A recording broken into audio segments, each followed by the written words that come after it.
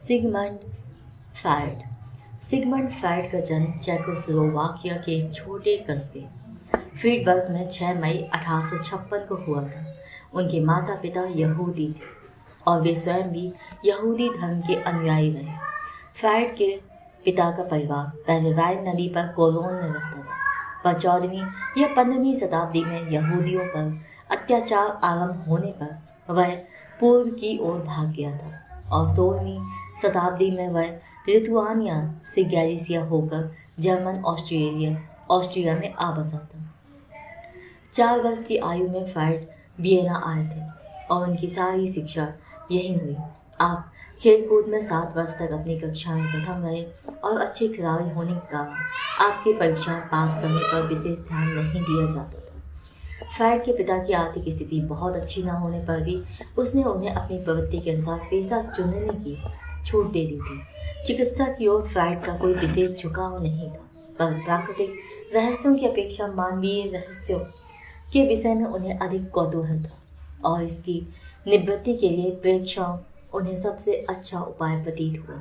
अपने से बड़े एक मित्र के प्रभाव से फ्रायड ने कानून की शिक्षा प्राप्त करने का विचार किया, पर उन्हीं दिनों डार्विन के सिद्धांत ने, जो उसमें ज्वलंत चर्चा का विषय बना हुआ था, उन्हें बहुत आकर्षित किया, क्योंकि इससे संसार की को समझने की दिशा में बड़ी प्रगति होने की आशा थी। उन्हीं दिनों गेटे का प्रकृति विषयक एक निबंध सुनकर उन्होंने चिकित्सा क्षेत्र में जाने का निश्चय कर लिया। 1873 में विश्वविद्यालय में प्रविष्ट होने पर फ्रायड को बड़ी कठिनाइयों का सामना करना पड़ा, क्योंकि वहाँ यहूदियों को हीन और विदेशी समझा जाता था। इन कठिनाइयों ने उन्हें बहुमत के विरोध में खड़े होने का बल दिया, जो बाद में उनकी बड़ा काम आया। विश्वविद्यालय में अपने कार्य के लिए सुविधाएं न मिलने पर वे अर्न्स्ट बुक की कार्यकीय प्रयोगशाला साइकोलॉजिकल लेबोरेटरी में स्थान पा गए और वहाँ उन्होंने स्नायु संस्थान की भौतिकी हिस्टोलॉजी ऑफ नर्वस सिस्टम पर गवेषणा कार्य किया। 1876 से 1882 तक प्रायः सारे समय आप इसी जगह कार्य में लगे रहे। फ्रायड को मनोचिकित्सक साइकियाट्री के अतिरिक्त और किसी चिकित्सा शाखा में कोई विशेष दिलचस्पी नहीं थी। इसका परिणाम यह हुआ कि वे बहुत देर बाद 1881 में एमडी की उपाधि प्राप्त कर सके। 1882 में फ्रायड के जीवन में एक मोड़ आया। उनके गुरु ने, जिसके प्रति ये बड़ी श्रद्धा रखते थे, इनसे अपने पिता की आर्थिक कठिनाइयों को दूर करने के लिए क्रियात्मक चिकित्सा कार्य करने के लिए कहा। फ्रायड वियना के जनरल हॉस्पिटल में चिकित्सक हो गए और वहां रहकर उन्होंने मनुष्य के केंद्रीय स्नायु संस्थान का अध्ययन किया। जनरल हॉस्पिटल के अध्यक्ष मेनर्ड के कहने से उन्होंने मस्तिष्क के शरीर का ही अध्ययन करने का निश्चय कर लिया था, पर आर्थिक लाभ के लिए फ्रायड ने स्नायु रोगों का अध्ययन आरंभ किया।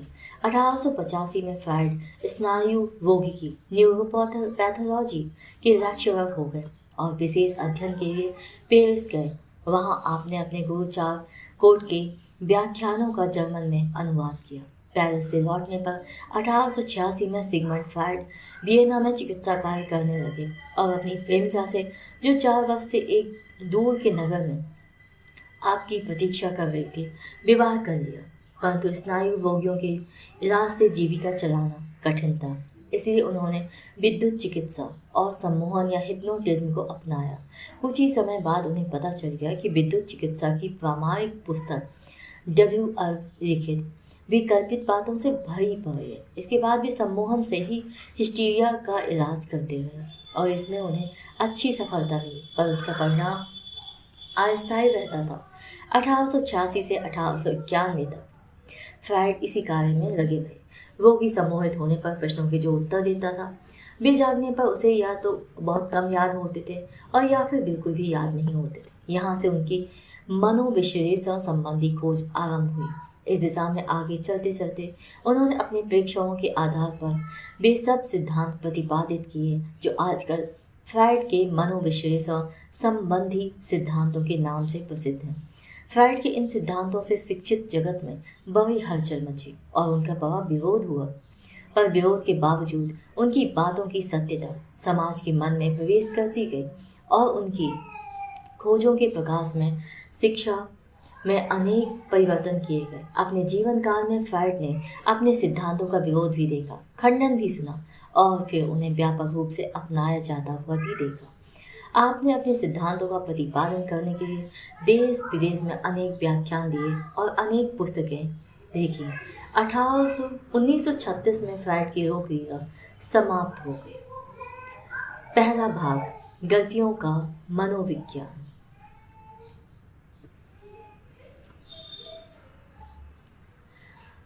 विषय प्रवेश। मैं नहीं जानता कि मनोविश्लेषण के विषय में आपने पहले कितना पढ़ा या सुन रखा है और आपको इस विषय की कितनी जानकारी है, पर मेरे व्याख्यानों का शीर्षक ही मनोविश्लेषण पर परिचयात्मक व्याख्यान होने के कारण मैं स्वभावतः यह मानकर चलूँगा कि आप इस विषय में कुछ नहीं जानते और आपको इसकी आरंभिक बातों का भी परिचय कराने की आवश्यकता है।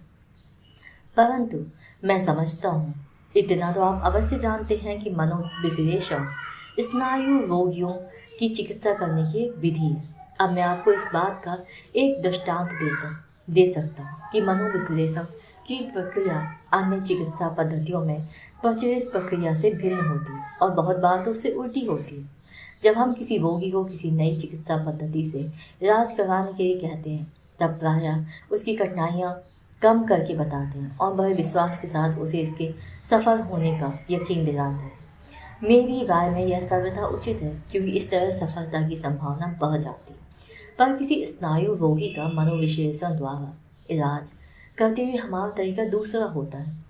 हम उसे समझाते हैं कि इस विधि में कठिनाइयाँ हैं, बहुत देर लगती है और तुम्हें ये परेशानियाँ उठानी पड़ेंगी और ये त्याग करने होंगे। परिणाम के बारे में हम उसे कह देते हैं कि हम कोई निश्चित वायदा नहीं कर सकते। हम कहते हैं कि सफलता इस बात पर निर्भर है कि तुम स्वयं कितनी कोशिश करते हो, कितनी समझदारी और धीरज से काम लेते हो और अपने आप को कहाँ तक परिस्थितियों के अनुकूल बनाते हो। यह उल्टा दिखाई देने वाला तरीका हम कुछ महत्वपूर्ण कारणों से अपनाते हैं जिनका थोड़ा परिचय शायद आपको आगे चलकर मिले। जिस तरह की बात मैं अपने स्नायु रोगियों से कहा करता हूँ उसी तरह की आपसे भी कहने के लिए माफ़ी चाहता हूँ।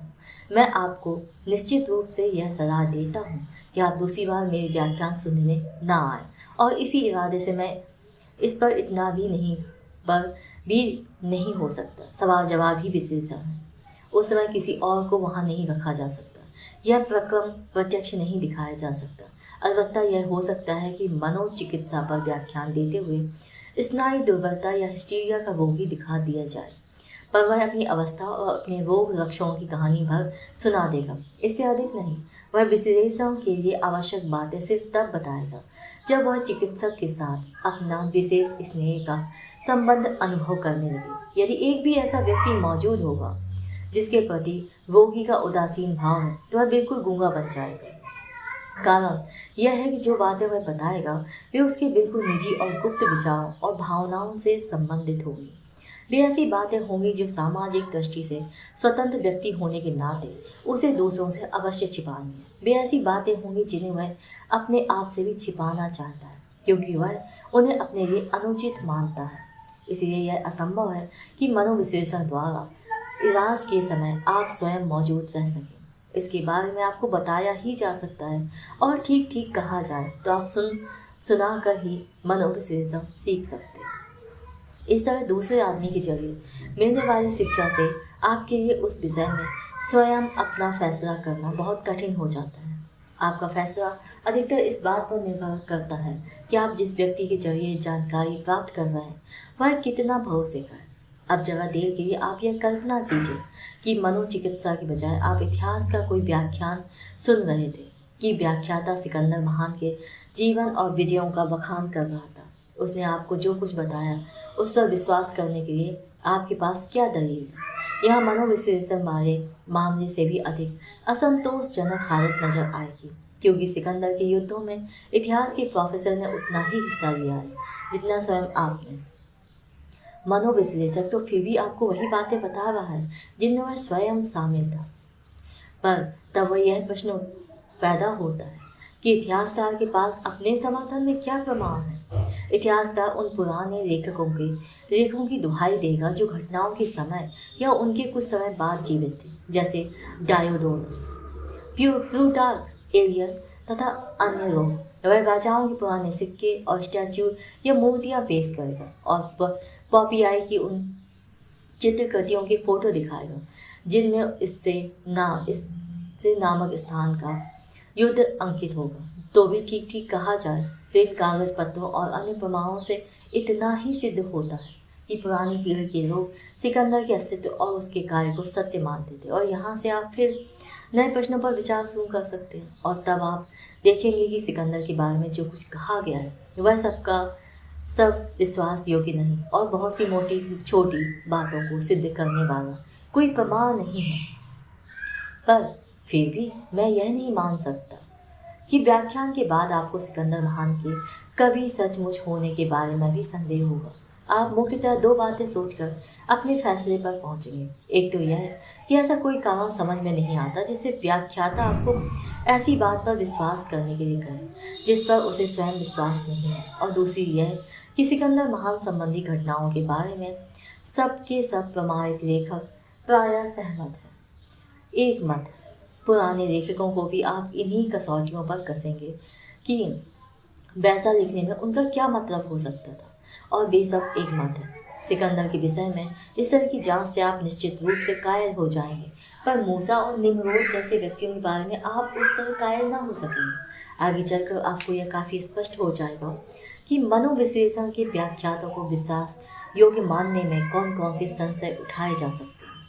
अब आप यह प्रश्न पूछ सकते हैं कि यदि मनोविश्लेषण का कोई प्रत्यक्ष प्रमाण नहीं है और उसका प्रक्रम भी प्रत्यक्ष नहीं दिखाया जा सकता, तो फिर इसका अध्ययन ही कैसे हो सकता है या अपने आप को इसकी सत्यता का निश्चय कैसे कराया जा सकता है।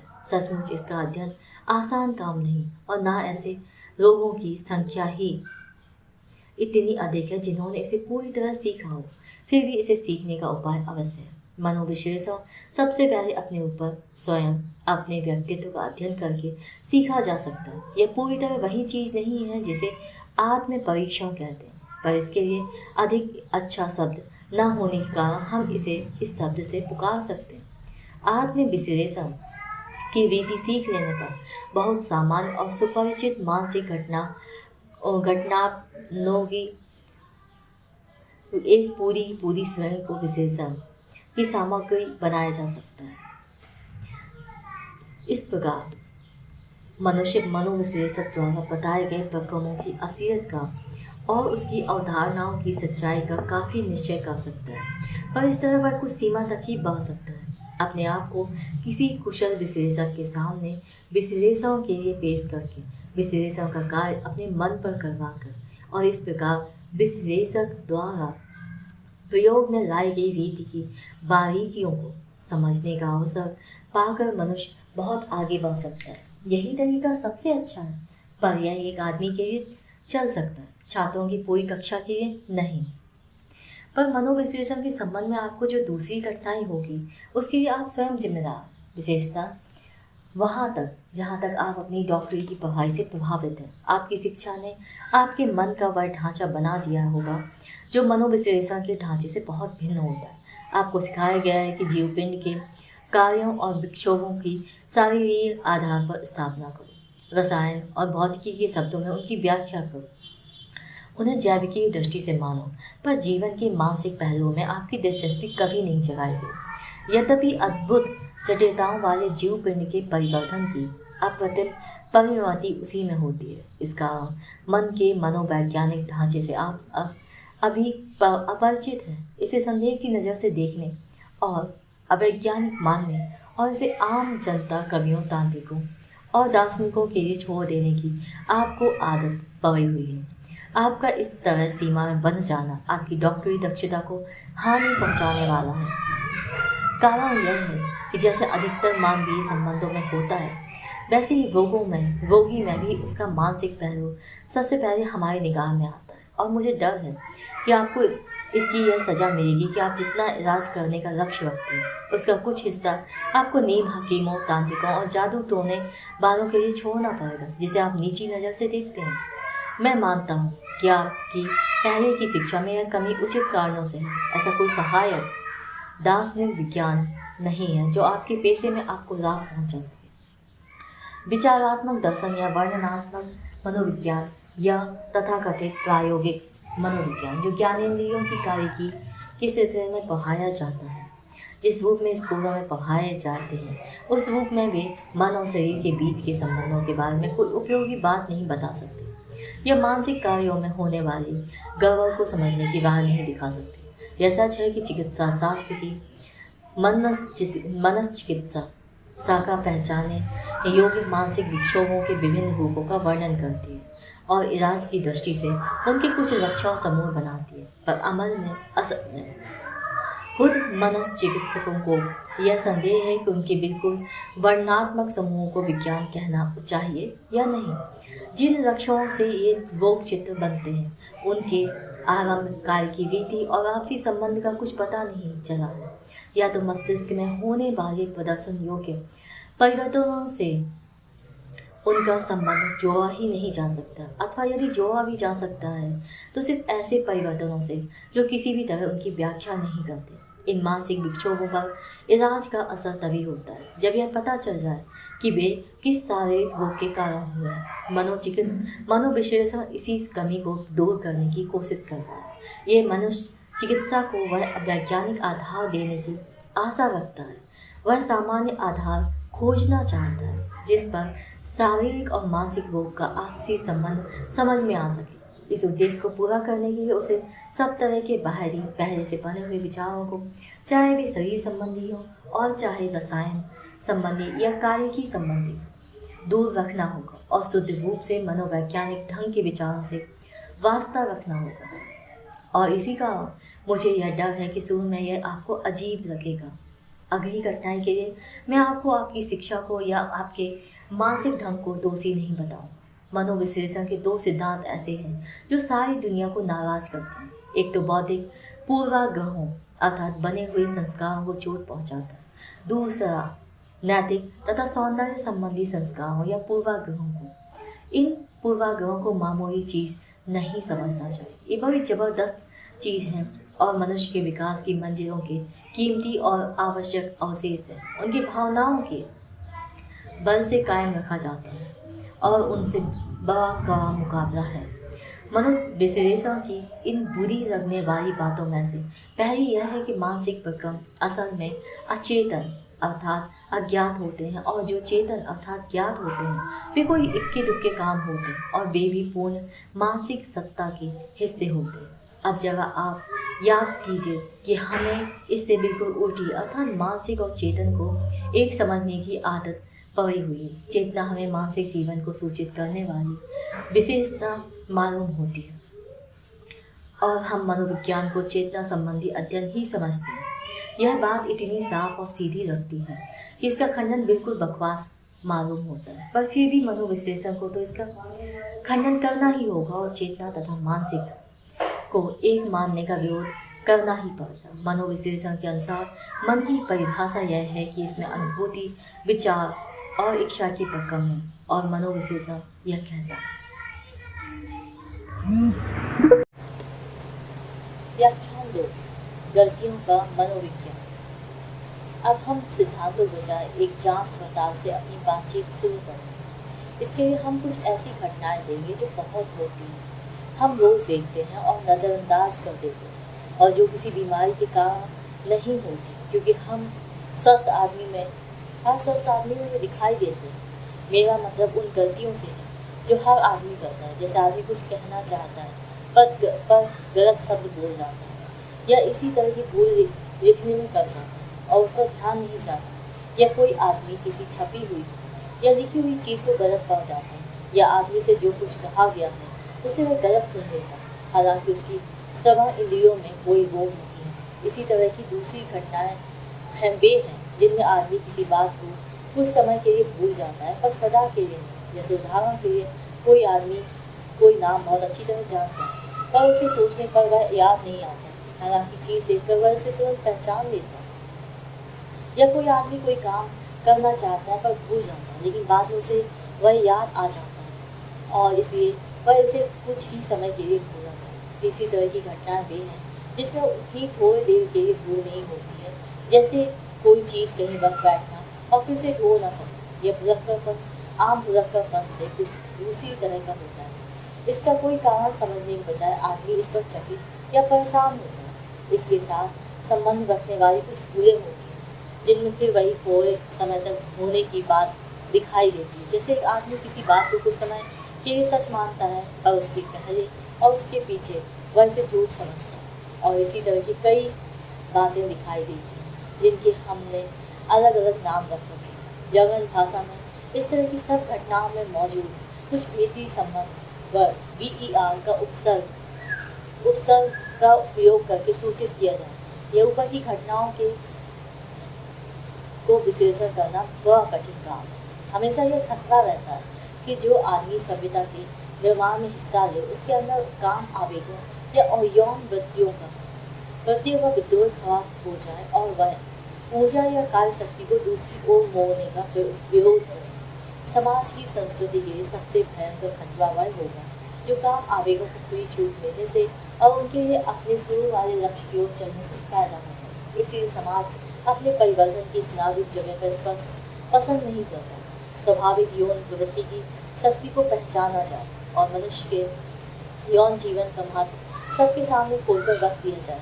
यह बात इसके हितों के विरुद्ध बहुत विरुद्ध बनती है। संयम कायम करने की दृष्टि से ही तो इसमें ध्यान को इस सारे मामले से हटाकर इसे दूसरी ओर ले जाने का रास्ता अपनाया है। इसी कारण मनोविश्लेषण से खुलने वाली बातों को यह सह नहीं सकता और उन्हें देखने सुनने में भद्र सौंदर्य भावना को चोट पहुँचाने वाला नैतिक दृष्टि से घृण यह खतरनाक बताकर उससे दूर रहना चाहता है।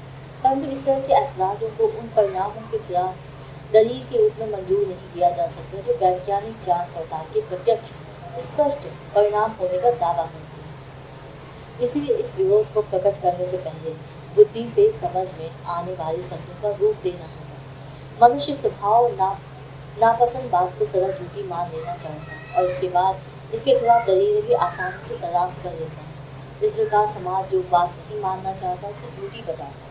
वह मनोविश्लेषण के परिणामों का तर्कसंगत और ठोस दलीलों से खंडन करता है, परंतु ये दलीलें भावना के आधार पर होती और जब उनका जवाब देने की कोशिश की जाती तो वह पूरे हट के साथ अपनी बात पर डटा रहता है। इसके विपरीत हम लोग इस आक्षेप योग्य विचार को किसी भावना या प्रवृत्ति के वशीभूत होकर नहीं पेश करते। हमारा एक ही आशा रहा है कि तथ्यों को हमने अपनी मेहनत भरी खोजों के समय जिस रूप में देखा है उसी रूप में उन्हें स्वीकार करें। और अब वैज्ञानिक खोज के क्षेत्र में हम किसी भी शर्त पर यह सवाल लाने को तैयार नहीं कि इस तरह की खोज व्यवहार की दृष्टि से उचित है या नहीं। ऐसा कोई सवाल तभी पैदा हो सकता है जब यह फैसला हो चुका हो कि जिस भय से व्यवहार संबंधी औचित्य का सवाल हमारे सिर पर लादा जाता है वह भय स्वयं भी उचित है या नहीं। इस प्रकार मैंने आपके सामने कुछ ऐसी कठिनाइयाँ रखी हैं जो मनोविश्लेषण की ओर मुँह करते ही आपके सामने आकर खड़ी हो जाएंगी। शायद आरंभिक रूप में मैंने काफ़ी ज़्यादा कह दिया है। अगर इन कठिनाइयों से आपका हौसला पस्त ना हुआ हो तो हम आगे बढ़ेंगे। अचेतन मन, विचार और अचेतन इच्छाएं भी होती हैं, पर इस रास्ते पर चलते हुए मनोविश्लेषण शुरू में ही गंभीर और वैज्ञानिक ढंग के लोगों की हमदर्दी खो बैठा है और उसे रहस्यमय काल्पनिक पंथ समझा जाने लगा है। स्वयं आपको भी यह समझने में कठिनाई होगी कि मैं इस तरह की दिखाई ना देने वाली बात को, जैसे कि मानसिक चेतन होता है, पूर्वाग्रह क्यों बता रहा हूँ। आप यह भी अनुमान नहीं कर सकते कि यदि अचेतन सचमुच है तो विकास के किस क्रम के कारण उसका निषेध किया जाने लगा है और उसके निषेध से क्या लाभ हो सकता है। यह दलीलबाजी करना कि मानसिक जीवन को चेतना की सीमा तक रहने वाला माना जाए या उससे भी आगे फैला हुआ माना जाए, बेकार का शब्दों का झगड़ा मालूम होता है। पर मैं आपको यह विश्वास दिलाना चाहता हूँ कि अचेतन मानसिक प्रक्रमों को स्वीकार करना दुनिया में और विज्ञान में एक नई दिशा की ओर निश्चित कदम बढ़ाना है। आप यह ख्याल भी नहीं कर सकते कि मनोविश्लेषण के इस पहले साहस भरे कदम में और उस दूसरे कदम में जिसकी मैं अभी चर्चा करने वाला हूँ कितना नज़दीकी संबंध है। कारण यह है कि दूसरी बात जिसे हम मनोविश्लेषण के एक आविष्कार के रूप में प्रस्तुत करते हैं यह है कि स्नायु संबंधी और मानसिक गड़बड़ें पैदा करने में उन आवेगों का खास तौर से बहुत बड़ा हिस्सा होता है जिन्हें काम संबंधी ही कहा जा सकता है। यहाँ काम शब्द का प्रयोग मैं इसके संकुचित और विस्तृत दोनों अर्थों में कर रहा हूँ। इतना ही नहीं, मुझे यह भी कहना है कि इन काम आवेगों ने मनुष्य के मन को संस्कृति, कला और समाज के क्षेत्रों में ऊंची सी ऊंची उन्नति करने में कीमती मदद की है। मेरी राय में मनोविश्लेषण संबंधी जांच के नतीजों को नापसंद करने के कारण ही इसका सबसे अधिक विरोध हुआ है। आप पूछेंगे कि इसके लिए हम खुद कैसे जिम्मेदार हैं।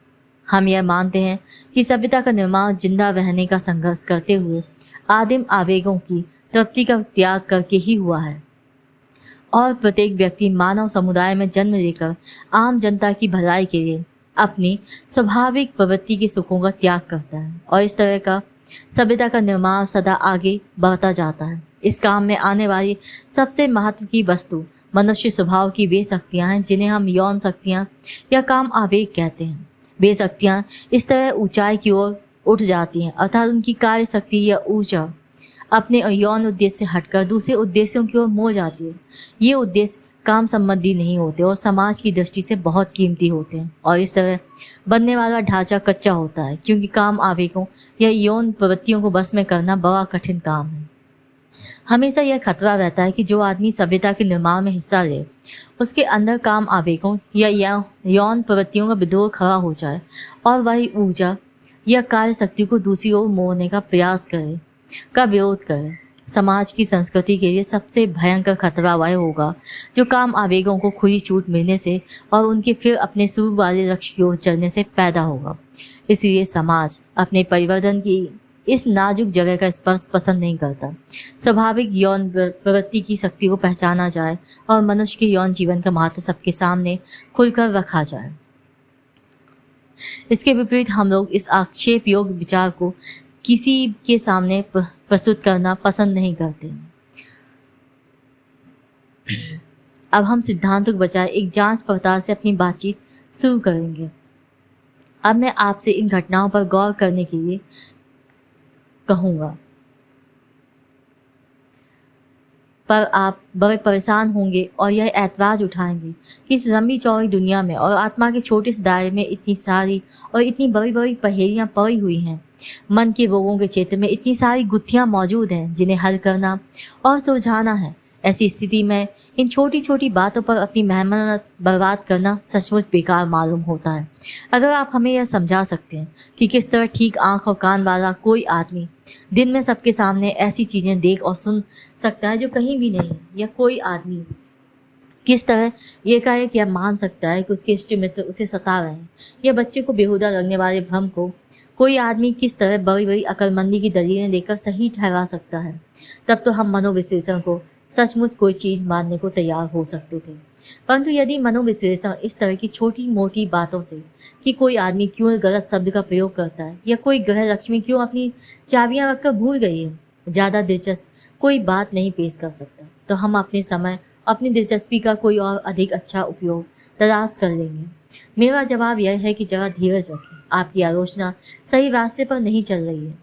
यह सच है कि मनोविश्लेषण यह हेकड़ी नहीं मारता कि इसने कभी छोटी बातों पर विचार नहीं किया। इसके विपरीत इसकी जांच परख की चीज़ें आमतौर से वे हर जगह होने वाली मामूली घटनाएं ही होते हैं जिन्हें दूसरे विज्ञानों ने निरर्थक या यूं कहें कि इस घटनामय संसार का कुआं समझकर परे फेंक दिया है। पर आप जो आलोचना कर रहे हैं उसमें समस्या के महत्व को और उस समस्या के दिखाई देने वाले रूप को गड़बड़ तो नहीं मान रहे हैं। क्या यह सही नहीं हो सकता कि किसी समय और कुछ अवस्थाओं में बड़ी महत्व की बातें बहुत हल्के संकेतों द्वारा अपनी झांकी दे जाती हूँ। मैं इसके बहुत से उदाहरण आसानी से दे सकता हूँ। उदाहरण के लिए किसी तरुण के हृदय का समर्पण आप नौजवानों को कार्य की ओर काफ़ी ध्यान नहीं दिया गया। इस अवस्था में बहुत आसान है कि काम गड़बड़ हो जाए और बिल्कुल ठीक तरह से पूरा ना किया जाए। इस अवस्था में यह बहुत आसान है कि काम गड़बड़ हो जाए और बिल्कुल ठीक तरह से ना किया जाए। मामूली बीमारी या स्नायु संस्थान के केंद्रीय अंग में रक्त के संचरण में परिवर्तन का भी यही नतीजा हो सकता है। और इस तरह इन अवस्थाओं से असली बात अर्थात ध्यान पर वैसा ही असर पड़ेगा। हर सूरत में यह शारीरिक या मानसिक कारणों से ध्यान गड़बड़ होने के परिणामों का ही सवाल होगा। पर इस सब में मनोविश्लेषण संबंधी जांच के लिए कोई दिलचस्पी की बात दिखाई नहीं देती। हमारा मन होगा कि इस विषय को छोड़कर आगे चलें। सही बात तो यह है कि तथ्यों की ओर बारीकी से जांच करने पर यह पता चल कि वे सब के सब इस तरह की गलतियों के ध्यान वाले सिद्धांत से मेल नहीं खाते। यह कम से कम हर चीज इससे सीधे सीधे नहीं निकाली जा सकती। हम देखते हैं कि ऐसी गलतियां और भुलक्कड़पन तब भी होते हैं जब लोग थके हुए या उत्तेजित नहीं होते, बल्कि हर तरह से अपनी सामान्य अवस्था में होते हैं।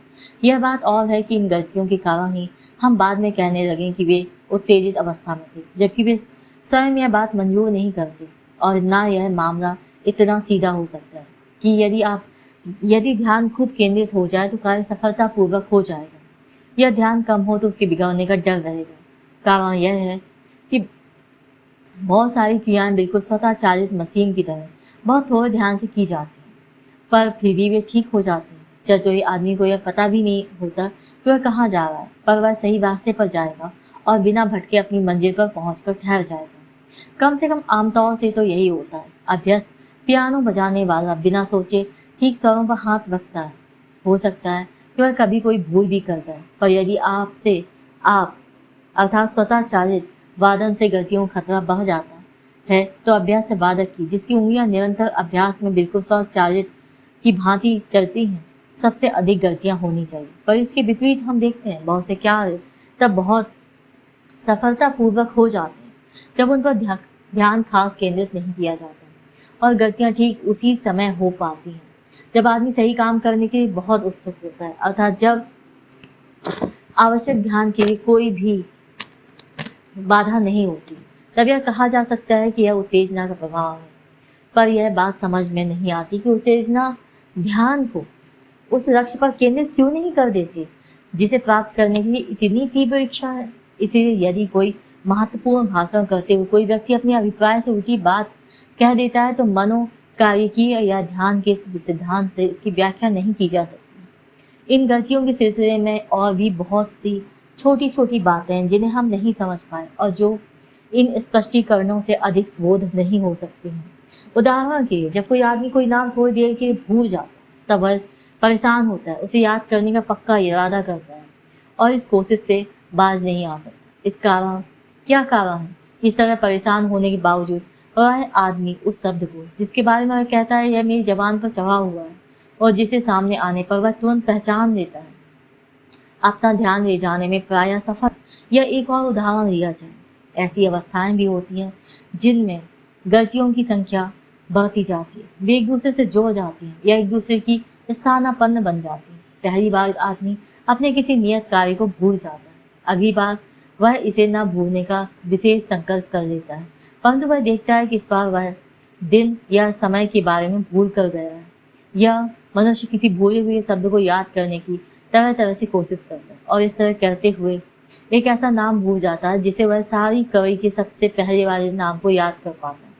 यदि तब वह दूसरे नाम को पकड़ कर चलता है तो तीसरे को भूल जाता है और इसी तरह आगे होता रहता है।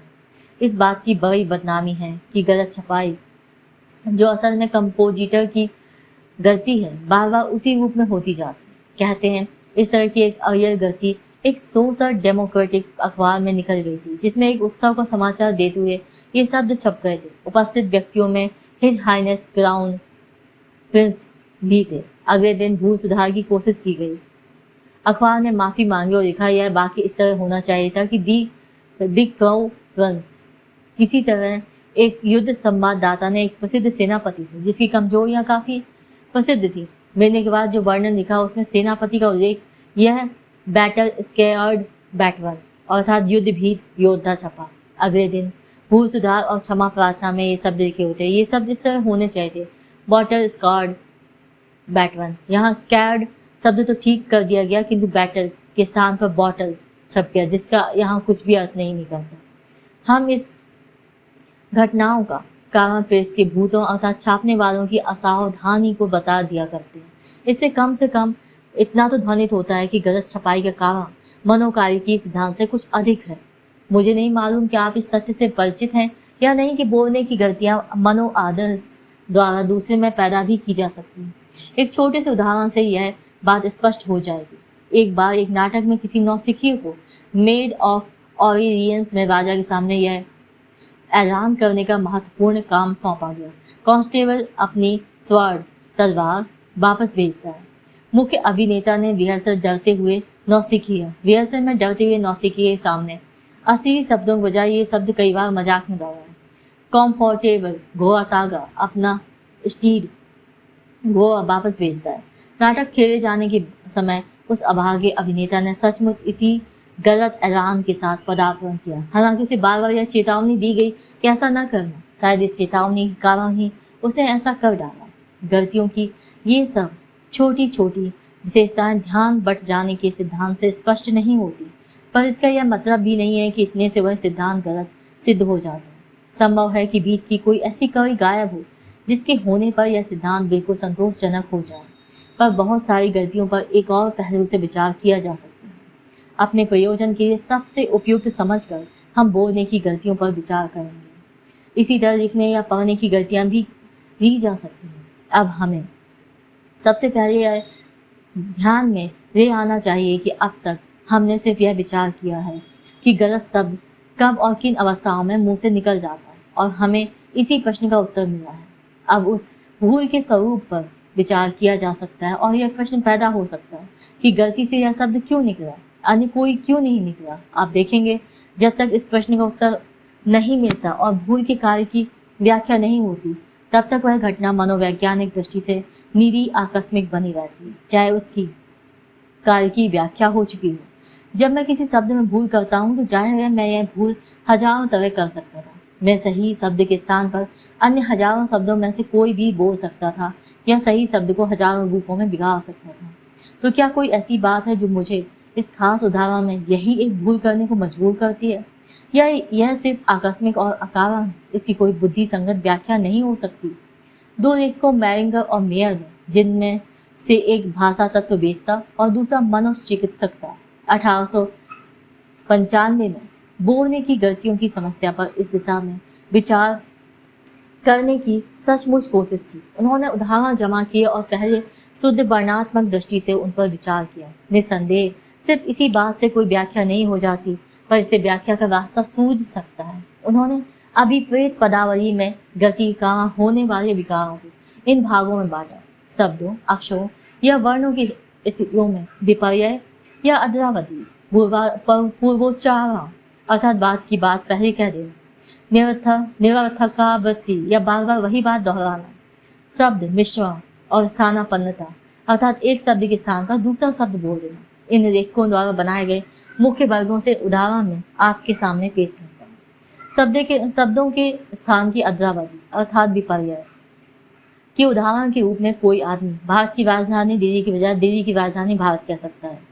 प्रसिद्ध स्पूनर प्रवृत्ति या स्पूनिज्म में कुछ वर्णों का स्थान अदल बदल जाता है। जैसे एक उपदेशक ने कहा था, हम अपने भीतर कितनी ही बार हाफ बार्म्ड फिश, हाफ फोर्ड फिश विश अनुभव करते हैं। पूर्वोच्चारण का उदाहरण यह हो सकता है कि thought rise heavily of my heart के स्थान पर कोई कह सकता है कि थॉट राइज हार्टली। निरर्थक का वृत्ति का उदाहरण उस भोज वाले वाक्य में है, सज्जनों में आपसे ऑफ जर्मन शब्द हमारे प्रधान जी के स्वास्थ्य के लिए ऑफर्स टू हिचकी लेने के लिए निवेदन करता है। ऑफ सुस्टोसेन के स्थान पर वह एनासुस्टोसन अर्थात शराब पीने के लिए कहना चाहता था, पर से के स्थान पर जो ऑफ शब्द पहले प्रयोग किया जा चुका था उसकी दूसरे शब्द के पूर्वार्थ में निरर्थक आवृत्ति कर बैठा, जिससे पौने के स्थान पर हिचकी लेने का, पीने के स्थान पर हिचकी लेने का अर्थ हो गया। और जब ब्रिटिश लोकसभा के एक सदस्य ने दूसरे सदस्य को मेवर फॉर सेंट्रल हल, एक चुनाव क्षेत्र का नाम के बजाय मेवर फॉर सेंट्रल हिल न कह दिया था, तब यह भी निरर्थकावृत्ति का उदाहरण था। इसी प्रकार एक सैनिक ने अपने एक मित्र से कहा, मैं चाहता हूं कि इस मोर्चे पर हमारे 1000 मैन मोर्टिफाइड अर्थात आदमी मर जाते। असल में वह कहना चाहता था कि मैन फोर्टिफाइड अर्थात सैनिक दुर्गबद्ध हो जाते। पहले उदाहरण में एल ध्वनि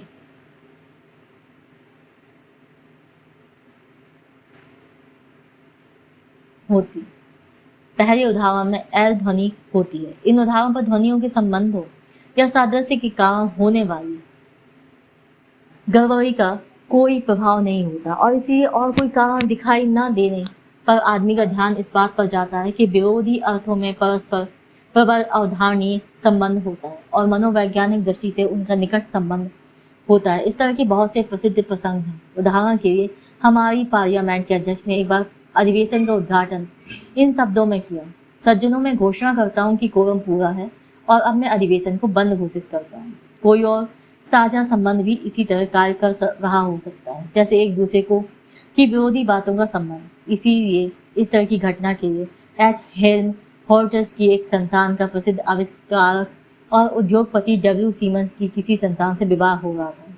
उत्सव के बाद प्रसिद्ध कार्य की वेत्ता डुबोए रेमंड से भाषण करने के लिए कहा गया। उन्होंने निसंदेह बड़ा शानदार भाषण दिया, पर अंत में मंगल कामना इन शब्दों में की, यह नए साझेदारी सीमंस और हॉर्सफ्रे सफल हो। हॉर्सफ्रे असल में पुरानी फर्म का नाम था। बर्लिन में रहने वाले के मन में इन दोनों नामों का साहचर्य उसी तरह जमा हुआ होगा जैसे लंदन निवासी के मन में क्रॉस एंड ड्रैगबेल था। इस तरह शब्दों में ध्वनि मानों और सादृश्यों के साथ साथ शब्द साहचर्यों का भी विचार करना होगा, परंतु इतना ही भी काफी नहीं है। एक तरह के उदाहरण हमें गलती की पर्याप्त व्याख्या पर पहुंच सकने से पहले हमें किसी ऐसे वाक्यांश या पदावली पर अवश्य विचार करना चाहिए जो पहले कही गई है या शायद सिर्फ सोची गई है या फिर निरर्थकावृत्ति है हुई, जैसे कि मोरिंगर का कहना है, पर इसका जनक कारण अधिक दूर है। मैं मानता हूँ मुझे यही मालूम हो रहा है कि हम बोलने की गलतियों का कारण समझने में से अब भी पहले जितने ही दूर हैं, पर मुझे आशा है कि मेरा यह विचार गलत नहीं है कि ऊपर के उदाहरण की जांच करते हुए हमारे मन में एक चित्र बन गया है जो शायद आगे हमारे लिए कुछ काम का होगा। अब तक हमने बोलने की गलतियां होने की सामान्य दशाओं पर, कुछ दिखाई देने वाली विकृति के कारण भूत प्रभावों पर ही विचार किया। अब तक हमें गलती के परिणाम पर जरा भी विचार नहीं किया। यह प्रश्न अलग है कि उससे पैदा होने वाली समस्याओं पर हमने विचार किया। अब हम बात करते हैं उन गलतियों की जिनमें शब्द मिश्रण या शब्दों के सिकोड़ कर एक बन जाने की घटना होती है। उदाहरण के लिए एक नौजवान एक महिला से कहता है, क्या मैं रास्ते में आपको बैगेज डाइजेंट ये जर्मन भाषा का शब्द है, इन शॉर्ट अंग्रेजी में कर सकता हूँ। यह मिश्रित रूप बैगेटेन हिफाजत से पहुंचाना और बैरी डाइजेंट अपमान करना का मिश्रण है। अंग्रेजी में बैगेटेन एस्कॉर्ट तथा बैरी डाइजेंट इंसल्ट और दोनों का मिश्रण इंसल्ट। और प्रसंगत किसी महिला से इस तरह की बात कहने पर नौजवान को विशेष सफलता की आशा तो नहीं है। स्थानापन्नता का उदाहरण यह है कि अब कोई दीन औरत कहती है कि मुझे असाध्य इन्फर्नल अंग्रेजी नारकीय, वह कहना चाहती थी कि इंटरनल भीतरी या गुप्त रोग है। इंटरनल की जगह उसने इन्फर्नल यूज की। यह जब श्रीमती मेला प्राप्त कहती हैं कि स्त्रियों की इन्फेक्चुअल निष्फल, कहना चाहती थी इंटेलेक्चुअल बौद्धिक गुणों का मूल आंकना बहुत थोड़े लोगों को आता है। इन दोनों लेखकों ने अपने उदाहरण संग्रह के आधार के रूप में जो व्याख्या पेश की है वह विशेष रूप से अपर्याप्त है। उनका कहना है कि शब्द ध्वनियों और अक्षरों का अलग अलग मान होता है और कि अधिक मान वाली ध्वनियों का स्नायु दीपन कम मान वाली ध्वनियों का बाधक बन सकता है। उदाहरण के लिए उनके निष्कर्ष का आधार पूर्वोच्चारण वही फिर इस तरह ध्वनियों के अधिक मान वाली होने का प्रश्न पैदा ही नहीं होता। सबसे अधिक होने वाली गलती वह है जिसे मनुष्य किसी शब्द के स्थान पर उससे मिलता जुलता दूसरा शब्द बोल जाता है और दोनों के सादृश्य इस गलती का काफी कारण मान लिया जाता है। उदाहरण के लिए कोई प्रोफेसर अपने प्रारंभिक व्याख्यान में कह सकता है, मैं अपने पूर्ववर्ती प्रोफेसर के गुणों का मूल्यांकन करने के लिए इच्छुक जनरेट जिससे कहा जाता है गिवनेट। अब मान लो कि यह बात सिद्ध हो जाए कि बोलने की गलतियों और दूसरी सामान्य गलतियों में से कुछ का ही नहीं बल्कि उनके बहुत बड़े भाग का कुछ अर्थ होता है, तो गलती का अर्थ ही है जिसकी ओर अब तक हमने कोई ध्यान नहीं दिया है। हमारे लिए सबसे बड़ी दिलचस्पी का विषय हो जाएगा, और यह उचित ही है कि तब और सब प्रश्न गौर हो जाएंगे। तब सब कार्यकी और मनोकार्यकी दशाओं का नजरअंदाज किया जा सकता है, और गलतियों के अभिप्राय अर्थात अर्थ या आशय की शुद्ध मनोवैज्ञानिक जांच पड़ताल की ओर सारा ध्यान दिया जा सकता है। इसलिए इस दृष्टि से हम कुछ और उदाहरणों पर विचार करेंगे, पर इस रास्ते पर चलना शुरू करने से पहले मैं आपका ध्यान एक और बात की ओर खींचना चाहता हूँ। बहुत बार कोई कवि बोलने की गलती या किसी दूसरी गलती का कलात्मक अभिव्यक्ति के रूप में प्रयोग करता है। इस तथ्य से यह सिद्ध होता है कि वह समझता है कि गलती, उदाहरण के लिए बोलने की गलती का कुछ अर्थ होता है, क्योंकि वह जानबूझकर ऐसी रचना करता है। यह संभव नहीं कि कवि से अचानक लिखने की गलती हो गई और उसने बोलने की गलती के रूप में अपनी रचना में बना रहने दिया हो। गलती के द्वारा वह कुछ प्रकट करना चाहता है, और हम यह पूछ सकते हैं कि वह इसके द्वारा क्या बात प्रकट करना चाहता है। शायद वह यह संकेत करना चाहता है कि गलती करने वाला व्यक्ति बहुत थका हुआ है, या उसका ध्यान बटा हुआ है, या उसे सिरदर्द शुरू होने की संभावना है। पर यदि कभी लोग अपना अर्थ प्रकट करने के लिए गलतियों का उपयोग करते ही हैं, तो भी हमें उसके महत्व को बहुत बढ़ा चढ़ाकर पेश नहीं करना चाहिए। हो सकता है असल में गलतियां अर्थहीन हों, वे मानसिक जगत की आकस्मिक घटनाएं हों, या उनका कभी कभी ही अर्थ होता है। और कवियों को तब भी यह अधिकार होगा कि वे अपने प्रयोजन के लिए उनमें कोई अभिप्राय भरकर उन्हें परिष्कृत करें। तो भी यदि बोलने की गलतियों के बारे में हमें भाषा तत्ववेत्ताओं और मनोचिकित्सकों की अपेक्षा कवियों से कुछ अधिक सीख सके, तो आश्चर्य न करना चाहिए। इस तरह की एक गलती का उदाहरण सिरल के वॉलेनस्टाइन पिक्कोलोमी अंक 1-5 में आता है। पहले के दशक में युवा मैक्स पिक्कोलोमिनी ने ड्यूक वॉलेनस्टाइन के पक्ष का जोर शोर से समर्थन किया था, और वह बड़े भावावेश से शांति के लाभों का वर्णन कर रहा था, जिनका उसे वॉलेनस्टाइन की सुंदरी कन्या के साथ कैंप की ओर यात्रा करने के दिनों में ज्ञान हुआ था। उसके रंगमंच से जाने के बाद उसका पिता ऑक्टेविया और दरबारी क्वेस्टनबर्ग भय विह्वल अवस्था में दिखाए गए हैं। 5वां दृश्य आगे इस तरह जारी रहता है। क्वेस्टनबर्ग: हाँ, यह क्या होता है मित्र, क्या हम उसको चलने दें, इस भ्रम में जाने दें अपने हाथों से, न बुलाएं उसको फौरन वापस, और न खोलें उसकी आंखें तुरंत अभी। ऑक्टेविया गहरी विचार निद्रा से जागता हुआ: उसी ने खोली अब मेरी, दिखता मुझको अनभाता नहीं। क्वेस्टनबर्ग: वह क्या मित्र? ऑक्टेविया: बज गए इस यात्रा पर।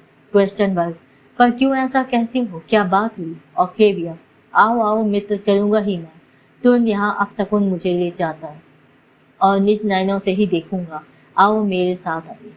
क्वेस्टनबर्ग कहता है: अभी कहाँ आओ तुम? ऑक्टेविया: जल्दी में, उसी तरुणी के पास। क्वेस्टनबर्ग: कहाँ? ऑक्टेविया अपनी गलती सुधारता हुआ: अरे ड्यूक के पास, आओ फौरन।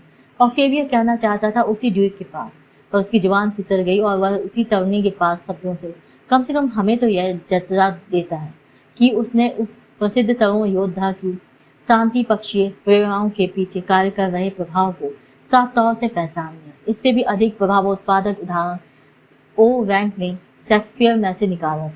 वह मर्चेंट ऑफ वेनिस में उस प्रसिद्ध दृश्य में आता है जिसमें वह सौभाग्यशाली विवाह हारती 3 डिब्बियों में से एक को उठाता है, और सबसे अच्छा शायद यही रहेगा मैं आपके सामने इसका रैंक द्वारा लिखा हुआ छोटा सा विवरण ही पढ़ दूं। बोलने की एक गलती जो शेक्सपियर के मर्चेंट ऑफ वेनिस अंक 3-2 में आती है, उससे प्रकट काव्यमय भावना की और इस कौशल का प्रयोग करने के शानदार तरीके की दृष्टि से अत्यंत सुंदर बन पाई है। वॉलेनस्टाइन में आई गलती की तरह जो फ्राइड ने अपनी साइकोपैथोलॉजी ऑफ एवरीडे लाइफ में उद्धृत की, इसमें भी प्रकट होता है कि कभी लोग ऐसी गलतियों के तत्व और अर्थ को अच्छी तरह समझते हैं और यह मानकर चलते हैं कि दर्शक भी उनकी बात समझेंगे। पोर्सिया, जिसे अपने पिता की इच्छा के कारण लॉटरी से अपने पति का चुनाव करना है, अब तक नापसंद विवाहार्थियों से उनकी बदकिस्मती के कारण बचती गई है। अंत में बेसानियों के रूप में अपना मनपसंद विवाहार्थी पाकर वह इस आशंका से डरती है कि वह भी गलत डिबिया उठाएगा। वह उससे यह बताना चाहती है कि इस अवस्था में भी तुम मेरे प्रेम के विषय में निश्चिंत हो सकते हो, पर अपनी शपथ के कारण वह उससे ऐसा कह नहीं पाती। इस आंतरिक संघर्ष में कभी उससे अपने मनपसंद विवाहार्थी को कहलवाता है, विनती करती हूँ कुछ ठहरो, सोचो कुछ दिन और फिर पासा फेंको, क्योंकि यदि गलत पड़ा तो छूटेगा संग तुम्हारा। अंत धरो कुछ धीरज को, अत धरो कुछ धीरज। कोई कहता मेरे ओर में, किंतु वह प्रेम नहीं है। होगे दूर नहीं तुम मुझसे, बतला सकती थी मैं तुमको कैसे सही चुनो वही डिबिया। किंतु सब शपथ है मेरे ऊपर, अंत नहीं कह सकती कुछ। इसका बुरा न मानो, बुरा मानकर पाप कराओगे तुम मुझसे, क्योंकि शपथ है मेरे ऊपर। जालिम नयन तुम्हारे मुझे देखकर बांट रहे हैं दो टुकड़ों में। मेरा आधा हुआ तुम्हारा, आधा शेष तुम्हारा। मेरा मेरा कहना था, पर यदि मेरा तो भी रहा तुम्हारा। यूँ सारा हुआ तुम्हारा। सिर्फ वह बात जो वह उसे गूढ़ इशारे से बताना चाहती, क्योंकि असल में उसे यह बात सर्वथा उससे छिपानी चाहिए थी। यानी कि लॉटरी से पहले भी मैं तुम्हारी थी और तुमसे प्यार करती। यह कवि ने मनोवैज्ञानिक अनुभूति की अत्यधिक सुंदरता के साथ उसकी गलती में उसके मुंह से कहलवा दी है। और इस कलात्मक कलापूर्ण युक्ति द्वारा उसने प्रेमी की सह अनिश्चितता को भी दूर कर दिया है और चुनाव के प्रश्न के बारे में दर्शकों के अनिश्चय को भी शांत कर दिया है। और देखिए अंत में पोर्सिया गलती से कही गई दोनों बातों का किस तरह मेल बिठाती है, कैसे वह उनके विरोध का परिहार करती है और अंत में उस गलती को उचित भी सिद्ध करती है। पर यदि मेरा तो भी रहा तुम्हारा, यो सारा हुआ तुम्हारा। ऐसा हुआ कि डॉक्टरी के क्षेत्र से बाहर के दूसरे विचारकों ने अपने कथन द्वारा किसी गलती का अर्थ प्रकट किया है और इस दिशा में हमने जो कार्य किया है उसको उन्होंने हमसे पहले किया है। परिहास व्यंग्य लेखक रिक्टनबर्ग को आप सब जानते हैं। उसके बारे में गेटे ने कहा था, जहाँ वह मजाक करता है वहाँ कोई समस्या छिपी पड़ी होती है और कभी कभी उस समस्या का हल उस मजाक में ही दिखाया जाता है। रिक्टनबर्ग ने अपने परिहास तथा व्यंग से पूर्ण नोट्स में लिखा है, वह एग्नोमेन क्रिया जिसका अर्थ है गलती से सिद्ध या स्वीकृत मान लेना के स्थान पर सदा एगामेम्नोन कहा करता था और होमर का वह इतना महान पंडित था। इसमें पढ़ने में होने वाली गलतियों का वस्तुतः सारा सिद्धांत आ जाता है। अगले व्याख्यान में हम देखेंगे कि कवियों का मनोवैज्ञानिक गलतियों के अर्थ में के बारे में जो विचार है उससे हम सहमत हो सकते हैं या नहीं। गलतियों का मनोविज्ञान, यह अगला लक्षण है। यहाँ तक हमने जो प्रयत्न किए उनसे यह बात तो निश्चित रूप से सिद्ध हो गई मानी जा सकती है कि गलतियों का अर्थ होता है और अपनी आगे की जांच के लिए इस निष्कर्ष को हम अपना आधार बना सकते हैं।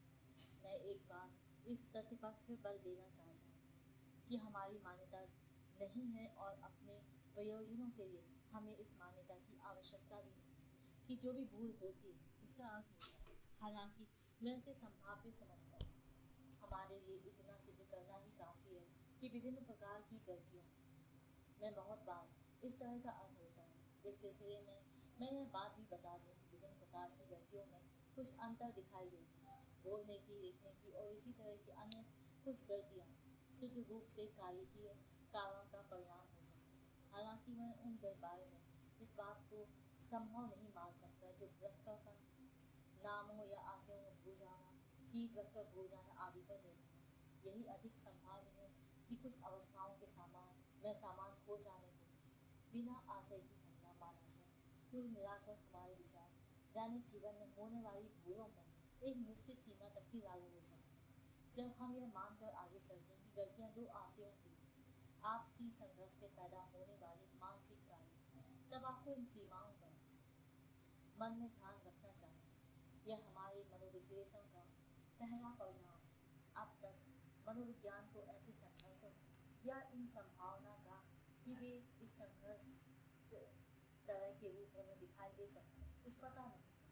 हमने मानसिक घटनाओं के क्षेत्र को बहुत अधिक विस्तृत कर दिया और ऐसी घटनाओं का भी मनोवैज्ञानिक आधार सिद्ध कर दिया जिनको हम पहले कभी मनोवैज्ञानिक नहीं माना गया। अब जरा देर इस कथन पर विचार कीजिए कि गलतियाँ मानसिक कारण, क्या इस बात का हमारे पहले वाले कथन से जिनका कुछ अर्थ होता है अधिक मतलब है? मैं ऐसा नहीं समझता। इसके विपरीत यह अधिक अनिश्चित कथन है और इसमें गलतफहमी की अधिक गुंजाइश है।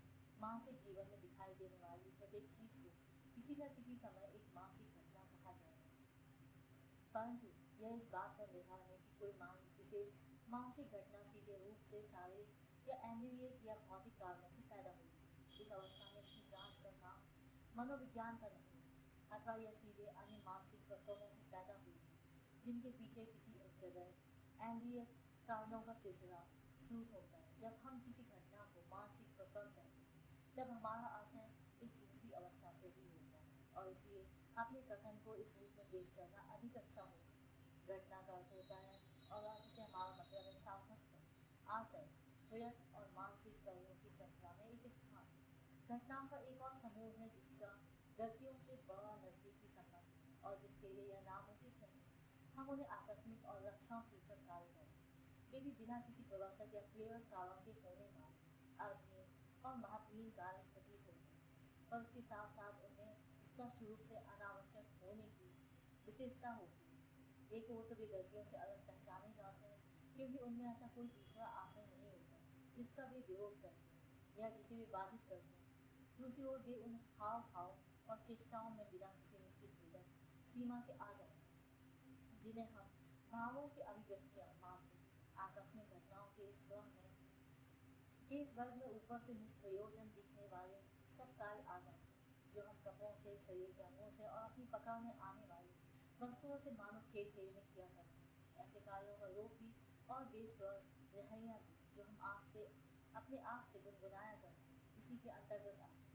मेरा यह कहना है कि ऐसे सब कार्यों का अर्थ होता है और उनकी उसी तरह व्याख्या की जा सकती है जैसे गलतियों की, अर्थात यह कि वे अधिक महत्वपूर्ण मानसिक कार्यों के हल्के संकेत और सही रूप में मानसिक कार्य। पर अब मैं मानसिक घटनाओं के क्षेत्र के और अधिक विस्तार पर अधिक समय न लगाकर फिर गलतियों पर आता क्योंकि उन पर विचार करने से मनोविश्लेषण विषयक जांच पड़ताल की महत्वपूर्ण समस्याओं को अधिक स्पष्ट रीति से हल किया जा सकता है। गलतियों पर विचार करते हुए हमने जो सबसे अधिक मनोरंजक प्रश्न बनाए और जिनका अब तक उत्तर नहीं दिया गया वे निस्संदेह ये है। हमने कहा था कि गलतियाँ इन आशयों के आपसी संघर्ष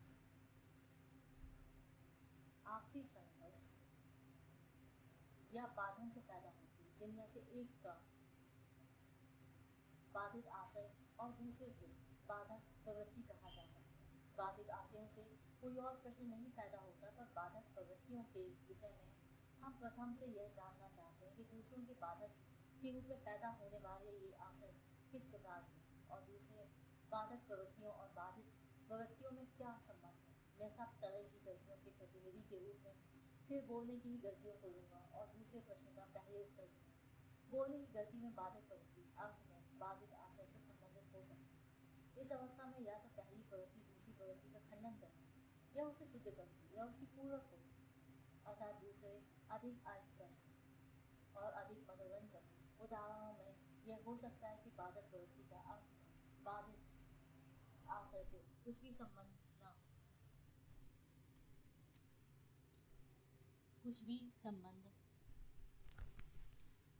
इन संबंधों में पहले का प्रमाण अब तक बताए गए उदाहरणों और उन जैसे दूसरे उदाहरणों में आसानी से मिल सकता है। बोलने की गलती के प्रायः सब उदाहरणों में जिनमें असली आशय से उल्टी बात कही जाती है, बाधक प्रवृत्ति बाधित आशय से उल्टा अर्थ प्रकट करती है। वह गलती जो दो असंगत आवेगों के बीच संघर्ष की सूचना है। मैं बैठक के उद्घाटन की घोषणा करता हूँ, पर इसे बंद कर देना ज़्यादा अच्छा समझता है। अध्यक्ष की गलती का यह अर्थ है। एक राजनैतिक अखबार जिस पर भ्रष्टाचार का दोष लगाया गया था एक लेख में अपनी सफाई देता है जिसको इन शब्दों से समाप्त किया जाना था। हमारे पाठक इस बात का सबूत हैं कि हमने सदा जनहित के लिए अधिक से अधिक निस्वार्थ रीति में मेहनत की है, पर जिस संपादक को सफाई लिखने का कहा गया था उसने लिखा अधिक से अधिक स्वार्थी रीति से। यह कहा जा सकता है कि वह सोचता है कि मुझे यह बात लिखनी है, पर मैं असलियत को अच्छी तरह जानता हूँ। जनता के एक प्रतिनिधि को यह कहते कि हमें कैंसर से रोक रोज निसंकोच रूप से सच्ची बात कह देनी चाहिए। अपने दुस्साहस पर भय पैदा होता है और एक आंतरिक पुकार सुनाई देती है और वह बोलने की गलतियों से वक्त हार्ट सोर्स को बदलकर वक्त ग्रैट सोरोस निष्फल रूप से बोल जाता है। ऊपर दिए गए उदाहरणों में जिनमें शब्द या वाक्य के सिको जाने और संक्षिप्त हो जाने का प्रभाव पैदा होता है, शोधन का सही करने को जोड़ने या जारी रखने का प्रक्रम होता है, जिसमें दूसरी प्रवृत्ति पहली के साथ साथ दिखाई देती है, तब बातें प्रकट होती हैं। परंतु सीधे कहा जाए तो फिरदी, भद्दी या गंदी थी, इसमें बातें अभी फिर हुई। जो लोग इस विषय को समझते हैं वे हाथ की उंगलियों पर गिने जा सकते हैं, पर नहीं। असल में इस विषय को समझने वाला सिर्फ एक व्यक्ति है, इसलिए ठीक ही है कि वह एक उंगली पर गिना जा सकता है। या मेरा पति जो कुछ चाहे खा पी सकता है, पर आप जानते हैं कि मैं उसे उसकी मनचाही चीज़ नहीं चाहने देती, इसे वह वही चीज़ें खा पी सकता है जो मैं चाहूँ। इन सब अवस्थाओं में गलती बाधित आशय की वस्तु से पैदा होती है या उससे सीधा संबंध रखती है। दो बाधा कारक प्रवृत्तियों में दूसरे प्रकार का संबंध विचित्र मालूम होता है। यदि बाधक प्रवृत्ति का बाधित प्रवृत्ति की वस्तु से कोई संबंध नहीं है तो वह कहाँ से आती है और यह ठीक उसी स्थान पर क्यों प्रकट होती है? प्रेक्षण से ही इसका उत्तर मिल सकता है। इसका पता चलता है कि बाधक प्रवृत्ति उस विचार श्रृंखला से पैदा होती है जो उस व्यक्ति के मन में कुछ देर पहले चल रही थी और वह बाद में इस प्रकार प्रकट हो जाती है, चाहे वह पहले भाषा में प्रकट हुई हो या ना हुई हो। इसलिए असल में इसे निरर्थका वृत्ति भी कहा जा सकता है। हालांकि यह आवश्यक नहीं कि यह बोले गए शब्दों को की ही निरर्थका वृत्ति हो। यह भी बाधक प्रवृत्ति और बाधित प्रवृत्ति में साहचर्य जनित संबंध का अभाव नहीं है। हालांकि यह वस्तु में नहीं बल्कि कृत्रिम रूप से स्थापित किया जाता है और कई बार इसके लिए संबंध बहुत खींचतान करके जोड़ा जाता है।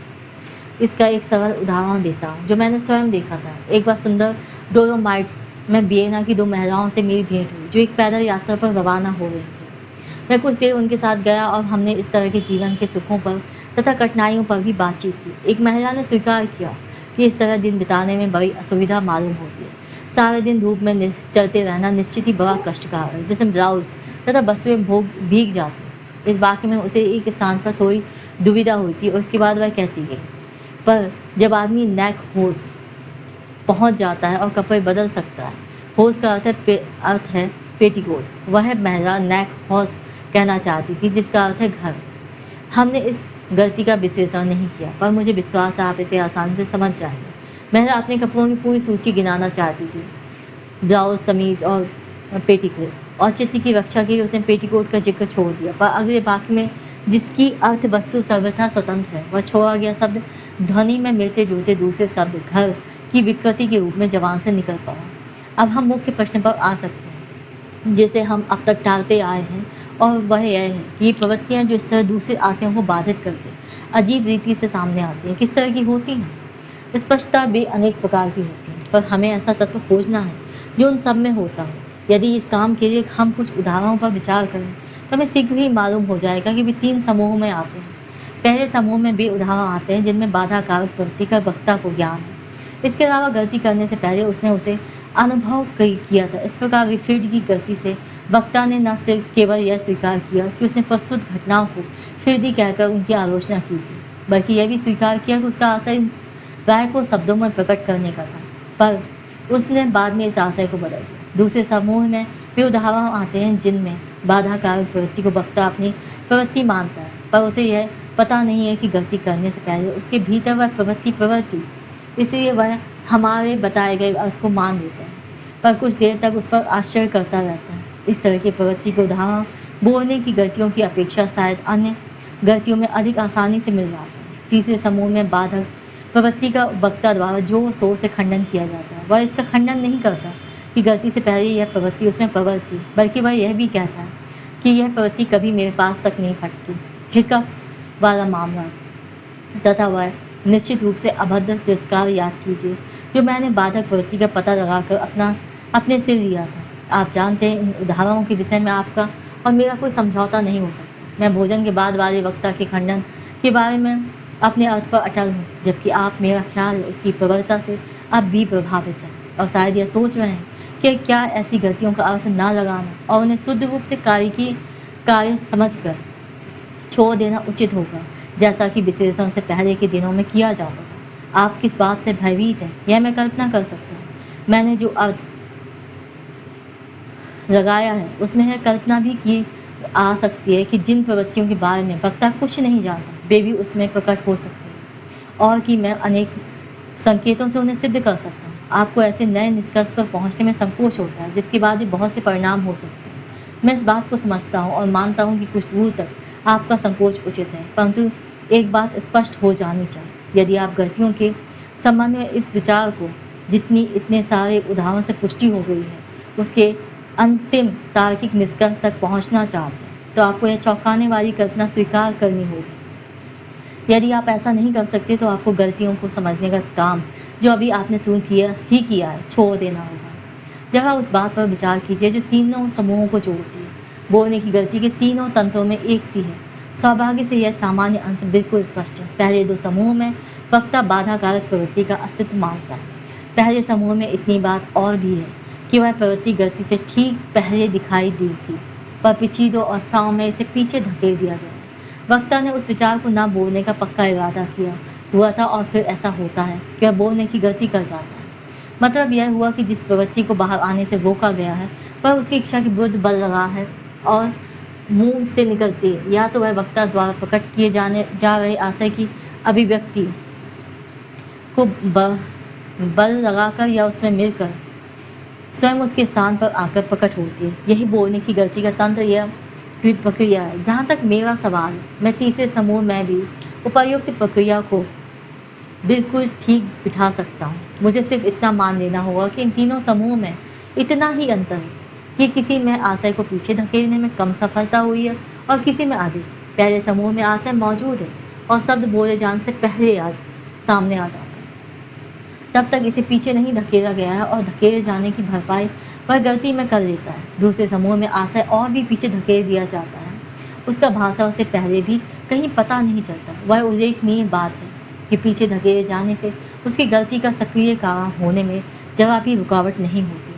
पर यह अवस्था तीसरे समूह में इस प्रक्रम की व्याख्या को सरल बना देती है। यह कल्पना करना साहस का काम है कि कोई प्रवृत्ति तब भी गलती के रूप में प्रकट हो सकती है जब उसे बहुत ही दिनों तक प्रकट होने से रोके रखा गया हो, वह जगह भी दिखाई न दी हो, इसलिए वक्ता सीधे तौर से उसका खंडन कर सकता है। पर तीसरे समूह के सवाल को एक और छोड़कर अन्य उदाहरणों से आप इस नतीजे पर पहुंचते हैं कि बोलने की गलती होने की यह अपरिहार्य शर्त है कि कोई बात कहने के आशय को पहले निग्रहित या अवरुद्ध किया गया हो, अर्थात दबाया गया हो। अब हम यह कह सकते हैं कि गलतियों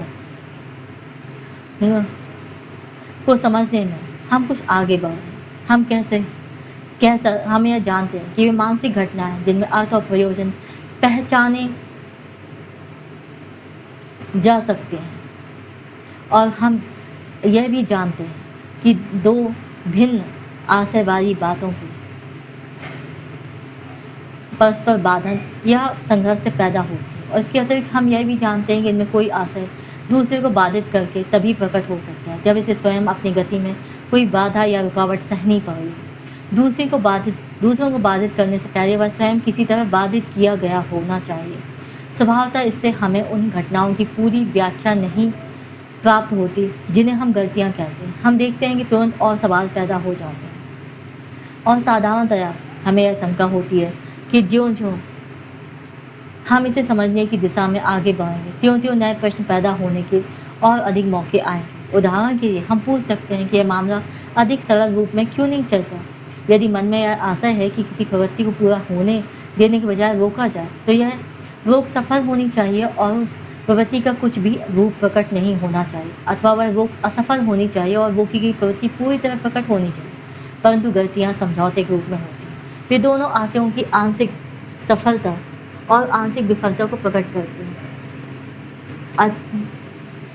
प्रवांछित आशय ना तो पूरी तरह रुकता है, अवांछित आशय ना तो पूरी तरह रुकता है और ना सारे का सारा बाहर आ जाता है।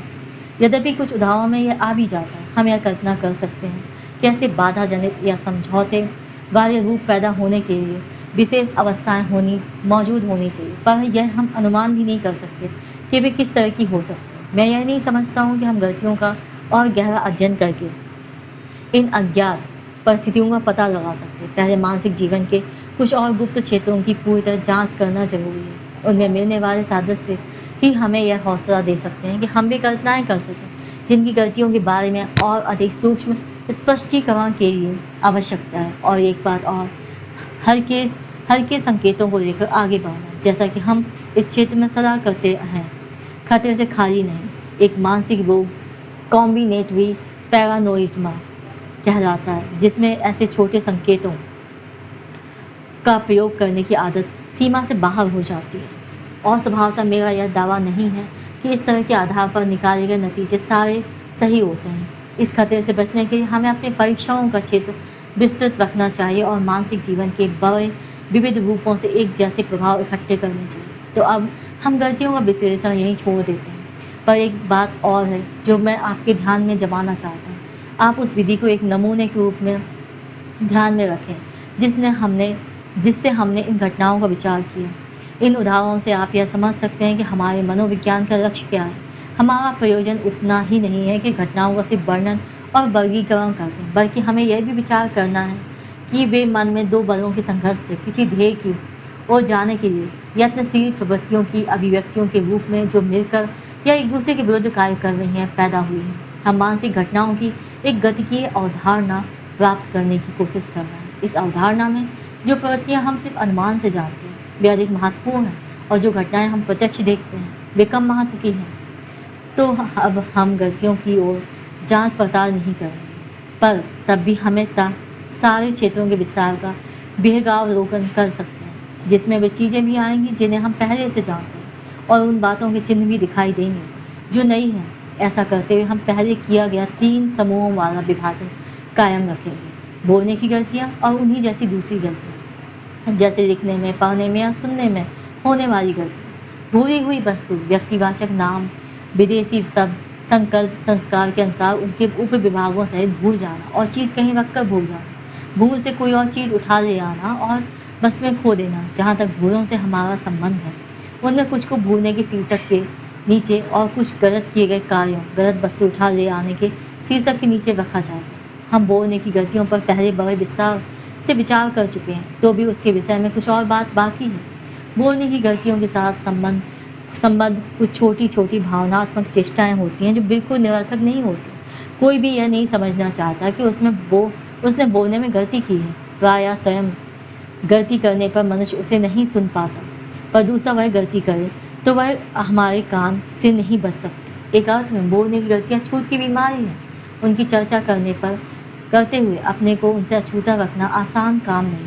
छोटी से छोटी गलती का भी प्रेरक कारक पता लेना कठिन नहीं है, यद्यपि इनसे छिपे हुए मानसिक प्रक्रमों पर कोई विशेष रोशनी नहीं पड़ती। उदाहरण के लिए, यदि कोई व्यक्ति किसी शब्द पर गड़बड़ के कारण दीर्घ स्वर को ह्रस्व बोला जाता है, चाहे उसका प्रेरक कारक कैसा भी हो, उसके परिणाम स्वरूप वह शीघ्र ही कोई ह्रस्व स्वर को दीर्घ बोलेगा और पहली गलती से दूसरी कमी पूरी करने के लिए एक नई गलती करेगा। यही बात तब होती है जब कोई व्यक्ति किसी संयुक्त स्वर जैसे ऐ या ओय को अस्पष्ट रूप से और असावधानी से ई की तरफ बोल जाता है, और बाद में ई आने पर उसे ऐ या ओय बोलकर उसे शुद्ध करना चाहता है। इसका कारण यह प्रतीत होता है कि उसे श्रोता का ध्यान है, और मानो वह सुनने वाले को यह नहीं समझने देना चाहता कि मैं अपनी मातृभाषा बोलने के बारे में उदासीन हूँ। दूसरी क्षतिपूर्वक विकृति से सुनने वाले का ध्यान पहली विकृति की ओर भी जाता है, और उसे यह निश्चय हो जाता है कि वक्ता का ध्यान भी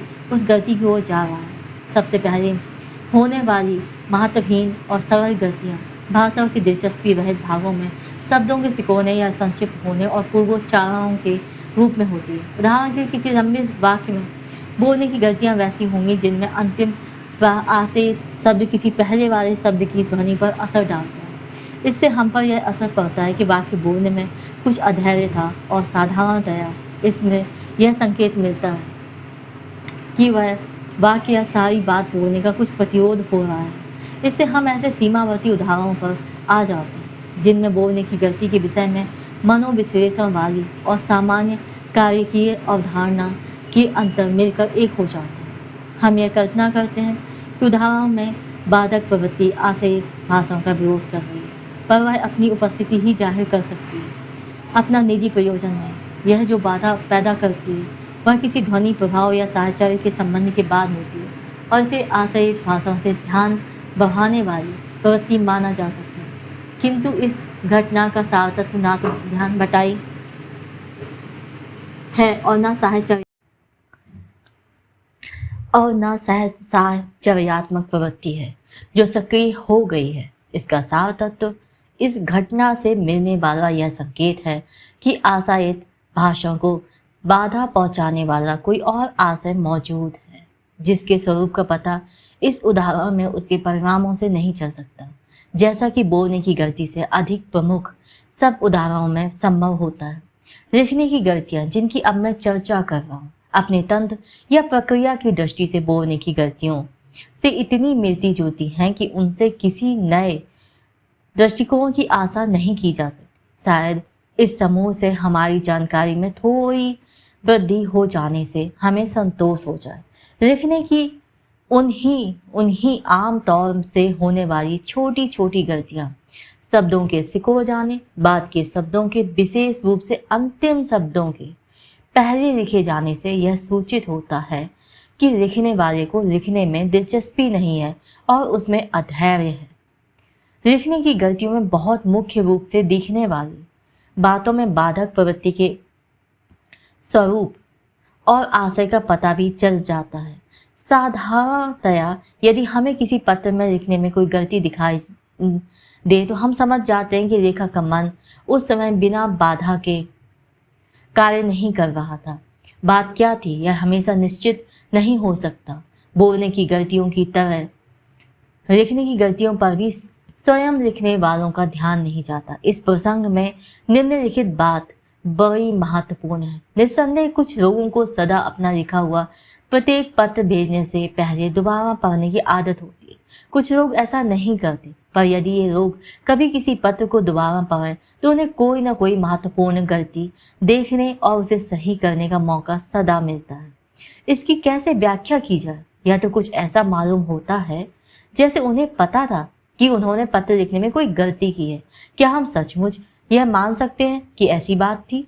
लिखने की गलतियों के व्यवहारिक महत्व के साथ एक मनोरंजक समस्या जोड़ी हुई है।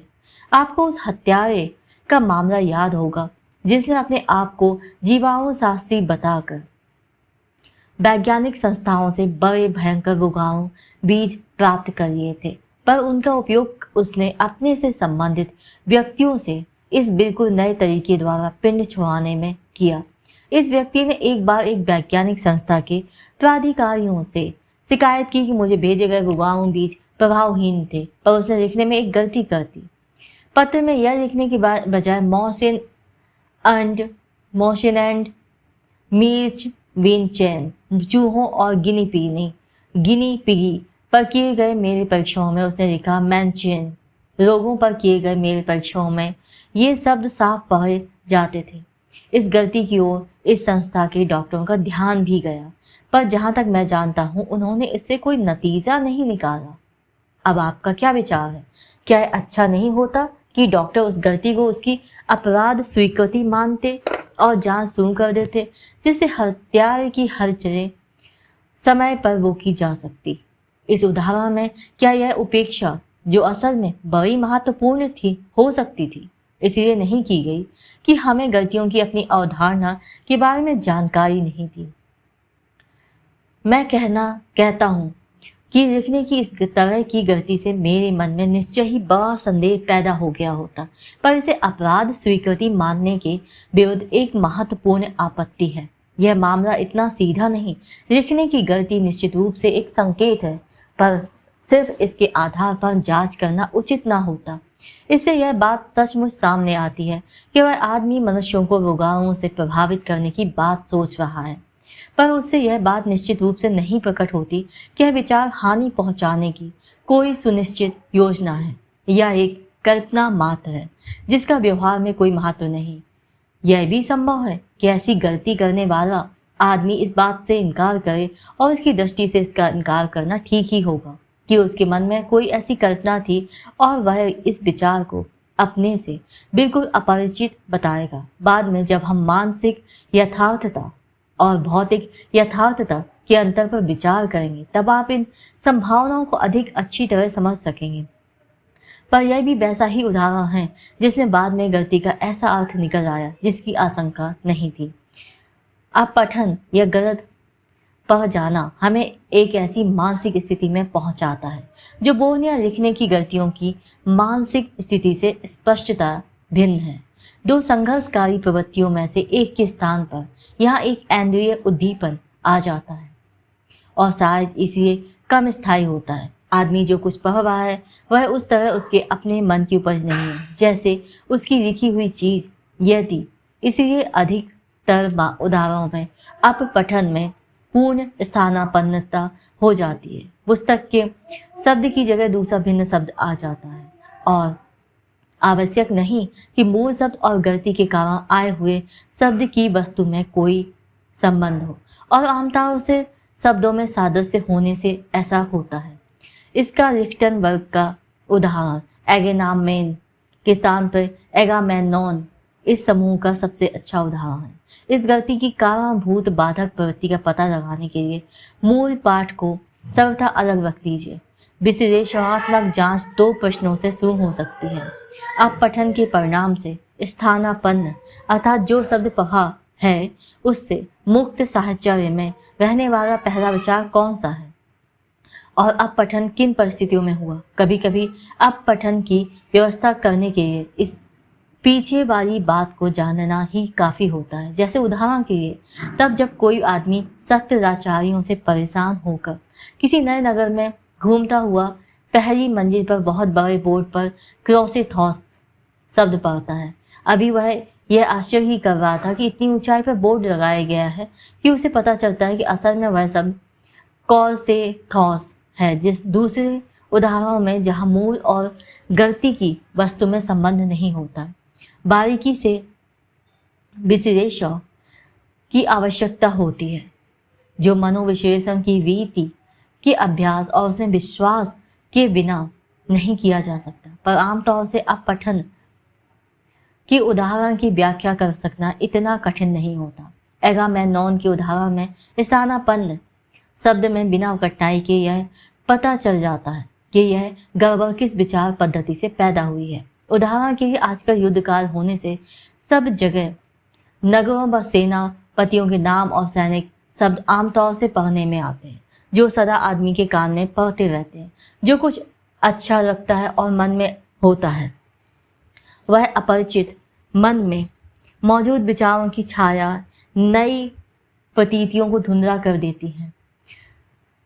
एक और तरह का अब पठन भी हो सकता है जिसमें स्वयं मूल पाठ ही बाधा कारक प्रवृत्ति पैदा करता है, जिसमें यह आम तौर से विपरीत शब्द में बदल जाता है। किसी आदमी को कोई ऐसी चीज पढ़नी पड़ती है जिसे वह नहीं पढ़ना चाहता, और विश्लेषण से उसे निश्चय हो जाता है कि जो कुछ उसने पढ़ा है उसे न मानने की प्रबल इच्छा के कारण ही शब्द परिवर्तन हो गया है। अब पठन के जिन अधिक दिखाई देने वाले उदाहरणों का पहले उल्लेख हुआ है,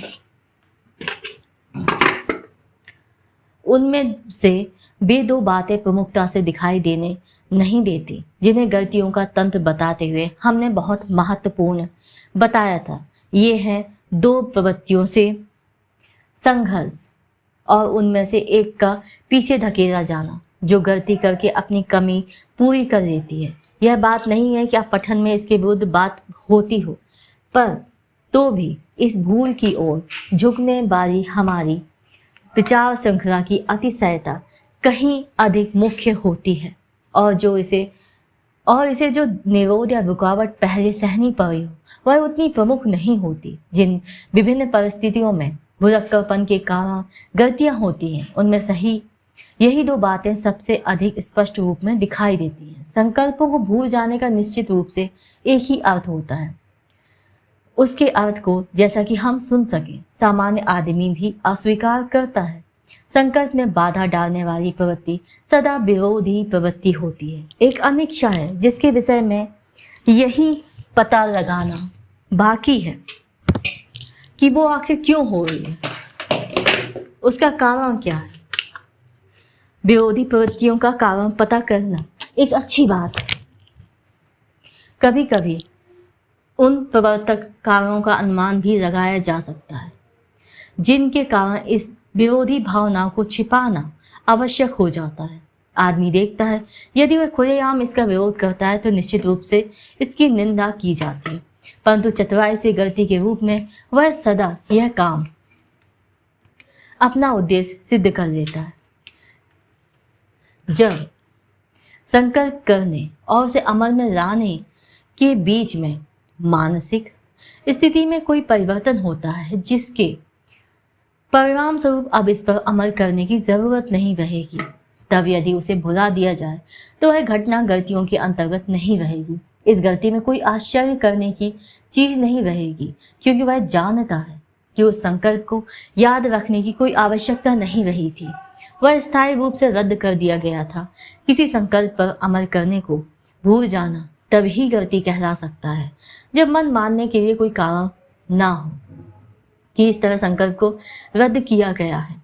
संकल्पों को अमल में लाने की बात भूल जाने के उदाहरण आमतौर से ऐसे एक समान और स्पष्ट होते हैं कि वे हमारी गवेषणाओं के लिए कोई दिलचस्पी की चीज नहीं है। तो भी दो प्रश्न ऐसे हैं जिन पर विचार करके इस तरह की गलतियों के अध्ययन से कोई नई बात सीखी जा सकती है। हम कह चुके हैं, किसी संकल्प को भूल जाना और उस पर अमल न करना इस बात का संकेत है कि कोई उसकी विरोधी प्रवृत्ति के मुकाबले में मौजूद है। यह निश्चय ही सच है, पर हमारी अपनी जांच पड़ताल से यह पता चलता है कि यह विरोधी इच्छा या विपरीत इच्छा दो प्रकार की हो सकती है, प्रत्यक्ष या परोक्ष, अथवा सशक्त और असशक्त। इस दूसरी इच्छा का अर्थ स्पष्ट करने के लिए हम एक दो उदाहरण लेंगे। जब कोई कृपालु अपनी कृपाकांक्षी आश्रित के लिए किसी तीसरे व्यक्ति से सिफारिश करना भूल जाता है, तब इसका यह कारण हो सकता है कि उसे उस आश्रित में असल में विशेष दिलचस्पी नहीं है और इसीलिए उसकी सिफारिश करने की कोई विशेष इच्छा नहीं थी। कम से कम आश्रित तो अपने आश्रयदाता की इस उपेक्षा को इसी दृष्टि से देखेगा, पर हो सकता है मामला इससे अधिक उलझा हुआ हो। अपने संकल्प पर अमल करने का विरोध किसी आश्रयदाता में किसी और कारण से और किसी और लक्ष्य से भी हो सकता है। यह भी हो सकता है कि इसका आश्रित से कोई भी संबंध ना हो और शायद यह उस व्यक्ति से विरोध के कारण हो जिससे सिफारिश करनी थी। यहाँ भी आप देख सकते हैं हमारे निकाले हुए अर्थ को व्यवहार में लागू करने पर क्या आपत्तियां हैं। गलती का ठीक ठीक अर्थ लगा लेने के बावजूद यह खतरा है कि आश्रित व्यक्ति बहुत अधिक संदेही बन जाएगा और अपने आश्रयदाता के प्रति घोर अन्याय करेगा। फिर यदि कोई आदमी कोई ऐसी नियत कार्य भूल जाता है जिसका उसने वचन दिया था और जिसे पूरा करने का पूरा संकल्प किया था, तो इसका सबसे अधिक संभावित कारण निश्चित रूप से यही है कि उसे दूसरे व्यक्ति से मिलने की स्पष्ट अनिच्छा है। पर विश्लेषण से यह बात सिद्ध हो सकती है कि बाधा कारक प्रवृत्ति का संबंध उस व्यक्ति से नहीं था, बल्कि मिलने के स्थान से था जिससे संबंधित कुछ कष्टदायक स्मृतियों के कारण वहां जाने से बचा गया। या यदि कोई आदमी पत्र डाक में डालना भूल जाता है तो हो सकता है कि विरोधी प्रवृत्ति पत्र में लिखी हुई बातों से संबंधित हो, परंतु इससे यह संभावना खत्म नहीं हो जाती कि पत्र अपने आप में भी हानि रहित नहीं है और वह विरोधी प्रवृत्ति का शिकार सिर्फ इस हुआ है क्योंकि इसमें लिखी हुई किसी बात से लेखक को पहले लिखे गए एक और पत्र का ध्यान आ गया जो सचमुच विरोध का सीधा कारण था। तो यह कहा जा सकता है कि विरोध पहले पत्र से, जहाँ की यह उचित था, मौजूदा पत्र को, जहाँ इसका असल में कोई उद्देश्य नहीं है, स्थानांतरित हो गया है। इस प्रकार आप देखते हैं कि हमारे बिल्कुल मजबूत बुनियाद पर निकाले गए अर्थों को लागू करने में संयम और सावधानी बरतनी आवश्यक है। जो बात मनोवैज्ञानिक दृष्टि से तुल्य अर्थ वाली है, असल में उसके बहुत से अर्थ हो सकते हैं। यह बात आपको बड़ी अजीब लग सकती है कि ऐसी चीजें होती हैं।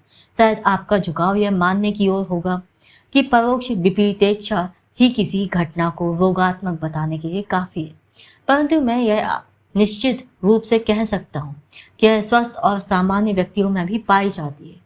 और फिर मेरी बात को गलत रूप में ना समझिए। मेरी बात यह अर्थ नहीं है कि मैं यह मान रहा हूँ कि हमारे विश्लेषणात्मक अर्थों पर भरोसा नहीं करना चाहिए। मैं कह चुका हूँ कि किसी योजना पर अमल करने को भूल जाने के बहुत से अर्थ हो सकते हैं, पर ऐसा उन्हीं उदाहरणों में होता है जिनका हमने विश्लेषण नहीं किया है और जिनका अर्थ हमें अपने व्यापक सिद्धांतों के अनुसार लगाना पड़ता है। यदि उस उदाहरण में व्यक्ति का विश्लेषण किया जाए तो हमेशा काफी निश्चित रूप से यह सिद्ध किया जा सकता है कि विरोध प्रत्यक्ष है अथवा उसका और कौन सा कारण है। अब यह दूसरी बात लीजिए, जब हम बहुत सारे उदाहरणों में यह प्रमाण पाते हैं कि किसी आशय को भूल जाने का मूल विपरीत इच्छा है, तो हम यह हर दूसरे समूह के उदाहरणों पर लागू करने का साहस कर सकते हैं जिनमें विश्लेषित व्यक्ति हमारी अनुमान की हुई विपरीत इच्छा की मौजूदगी को पुष्ट नहीं करता बल्कि उसका निषेध करता है। इसके उदाहरण के रूप में ये आम घटनाएं लीजिए, जैसे मांगी हुई किताब लौटाना या कर्ज चुकाना भूल जाना। हम संबद्ध व्यक्ति से यह कहने का साहस कर सकते हैं कि आपके मन में पुस्तकें अपने ही पास रख लेने और वह न चुकाने का आशय था, जिस पर वह इस आशय का निषेध करेगा पर अपने आचरण का कोई और स्पष्टीकरण नहीं दे सकेगा। तब हम यह आग्रह करते हैं कि उसका यह आशय अवश्य था पर वह इसे जानता नहीं है। हमारे लिए इतना काफ़ी है कि वह भूलने के प्रभाव के द्वारा अपना रूप प्रकट कर सर जाता है। हो सकता है तब वह यह बात दोहराए कि मैं इस बारे में से भूल गया था। आपको याद होगा कि हम वैसी ही स्थिति में आ गए हैं जिसमें एक बार पहले आए थे। यदि हम गलतियों के उन अर्थों को जो इतने सारे उदाहरणों में उचित सिद्ध हुए हैं उनके तर्क संकट निष्कर्ष तक ले जाना चाहते हैं तो हमें मजबूरन यह धारणा अपनानी होगी कि मनुष्यों में ऐसी प्रवृत्तियों का वास है जिनमें परिणाम तो पैदा होते हैं तब पर मनुष्य उन्हें जानता नहीं है। परंतु ऐसा कहकर हम अपने आप को जीवन में और मनोविज्ञान में प्रचलित सब विचारों के विरोध में खड़ा कर लेते हैं। व्यक्तिवाचक नामों और विदेशी नामों तथा शब्दों को भूलने का कारण भी इस तरह एक ऐसी विरोधी प्रवृत्ति में पाया जाता है जो प्रत्यक्ष रूप से हो या परोक्ष रूप से पर प्रस्तुत नाम की विरोधी है। इस तरह के प्रत्यक्ष विरोध के अनेक उदाहरण मैं पहले आपको दे चुका हूँ। यह परोक्ष कारण विशेष रूप से अधिक दिखाई देता है और आम तौर से इस पर रोशनी डालने के लिए सावधानी से जांच करना आवश्यक होता है। इस प्रकार उदाहरण के लिए इस युद्ध काल में जिसने हमें अपने बहुत सारे पहले के सुख छोड़ने को मजबूर कर दिया है, व्यक्तिवाचक नामों को याद रखने की हमारी योग्यता को बड़े बड़े दूर के संबंधों के कारण बड़ी हानि पहुंची। कुछ समय पहले ऐसा हुआ कि मुझे मोराविया के सीधे साधे नगर बिसेंज का नाम याद ना आया और विश्लेषण से पता चला कि इस मामले में प्रत्यक्ष विरोधी का दोषी नहीं था बल्कि इसका कारण यह था कि यह नाम और बिएटो के प्राजो बिसेंजी के नाम से मिलता हुआ था जहां मैंने पहले बहुत समय सुख से बिताया था। इस नाम के याद आने का विरोध करने वाली प्रवृत्ति के प्रवर्तक कारण के रूप में यहाँ पहली बार हमारे सामने एक सिद्धांत आ रहा है जो बाद में स्नायु रक्षकों के पैदा करने में बहुत महत्वपूर्ण बनकर सामने आएगा। वह यह है कि स्मृति शक्ति कष्टकारक भावनाओं से संबंधित किसी बात को जिसके याद आने से कष्ट फिर जाग उठेगा याद नहीं करना चाहती। स्मरण द्वारा अन्य मानसिक प्रक्रमों द्वारा कष्ट से बचने की ओर होने वाली इस प्रवृत्ति में कष्टकर बातों से मन के इस पलायन में शायद हम अंतिम प्रयोजन देख सके जो न केवल नामों को भूलने के पीछे बल्कि और बहुत सी गलतियां भूलों और चूकों के पीछे भी क्रियाशील है। पर नामों को भूलने की भूलने की व्याख्या मनोकार्यकीय दृष्टि से विशेष आसानी से हो जाती प्रतीत होती है और इसीलिए नाम भूलने की घटना वहां भी प्रायः होती है जहां अप्रियता प्रेरक का होना नहीं सिद्ध किया जा सकता। जब किसी आदमी में नाम भूलने की प्रवृत्ति होती है तब विश्लेषण नाम द्वारा जांच करके इस बात की पुष्टि की जा सकती है कि उसके नाम से मन से नाम सिर्फ इसीलिए नहीं गायब हो जाते कि वह उन्हें पसंद नहीं करता या वे उसे किसी अरुचिकर बात की याद दिला देते हैं, बल्कि इसलिए भी गायब हो जाते हैं क्योंकि वह विशेष नाम अधिक घनिष्ठ या गहरे प्रकार के साहचर्य की किसी और श्रृंखला से जुड़ा होता है। वह नाम वहाँ मानव दृढ़ता से बंध जाता है और उस समय प्रवर्तित अन्य साहचर्यों में प्रवेश करने से रोक दिया जाता है। यदि आप स्मृति प्रणालियों की युक्तियों का स्मरण करें तो आप कुछ आश्चर्य के साथ यह महसूस करेंगे कि जो साहचर्य नामों को भूले जाने से रोकने के लिए वह कृत्रिम रूप से प्रविष्ट कराए जाते हैं उन्हीं के कारण वे नाम भूल जाते हैं। इसके प्रमुख उदाहरण व्यक्तियों के नाम हैं जिनके मान स्वभावतः व्यक्ति के अनुसार बहुत भिन्न भिन्न होते हैं। उदाहरण के लिए एक पहला नाम लें जैसे थियोडोर। आप में से कुछ के लिए इसका कोई खास अर्थ नहीं होगा, कुछ के लिए पिता भाई या मित्र का या अपना ही नाम होगा।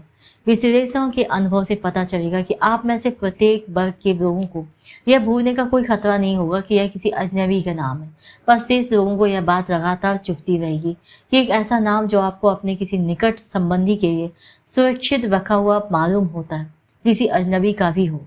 अब यह कल्पना करें कि साहचर्यों के कारण उत्पन्न या निरोध कष्ट सिद्धांत की क्रियाशील होने के समय ही होता है और इसके अतिरिक्त परोक्ष प्रक्रिया से होता है। तब आपको कार्य कारण संबंध की दृष्टि से इस तरह नाम अस्थायी रूप से भूलने की प्रक्रिया की जटिलता ठीक ठीक समझ में आ सकेगी, परंतु पर्याप्त विश्लेषण जिसमें तथ्यों का पूरा ध्यान रखा जाए इन सब जटिलताओं को खोलकर स्पष्ट कर देगा। प्रभावों और अनुभवों को भूलने से पता चलता है कि स्मृति से उन बातों को दूर करने की प्रवृत्ति क्रियाशील है जो नामों को भूलने की अपेक्षा अधिक स्पष्ट रूप से और सदा अप्रिय है। यह सारी की सारी बातें निस्संदेह गलतियों की श्रेणी में नहीं आती।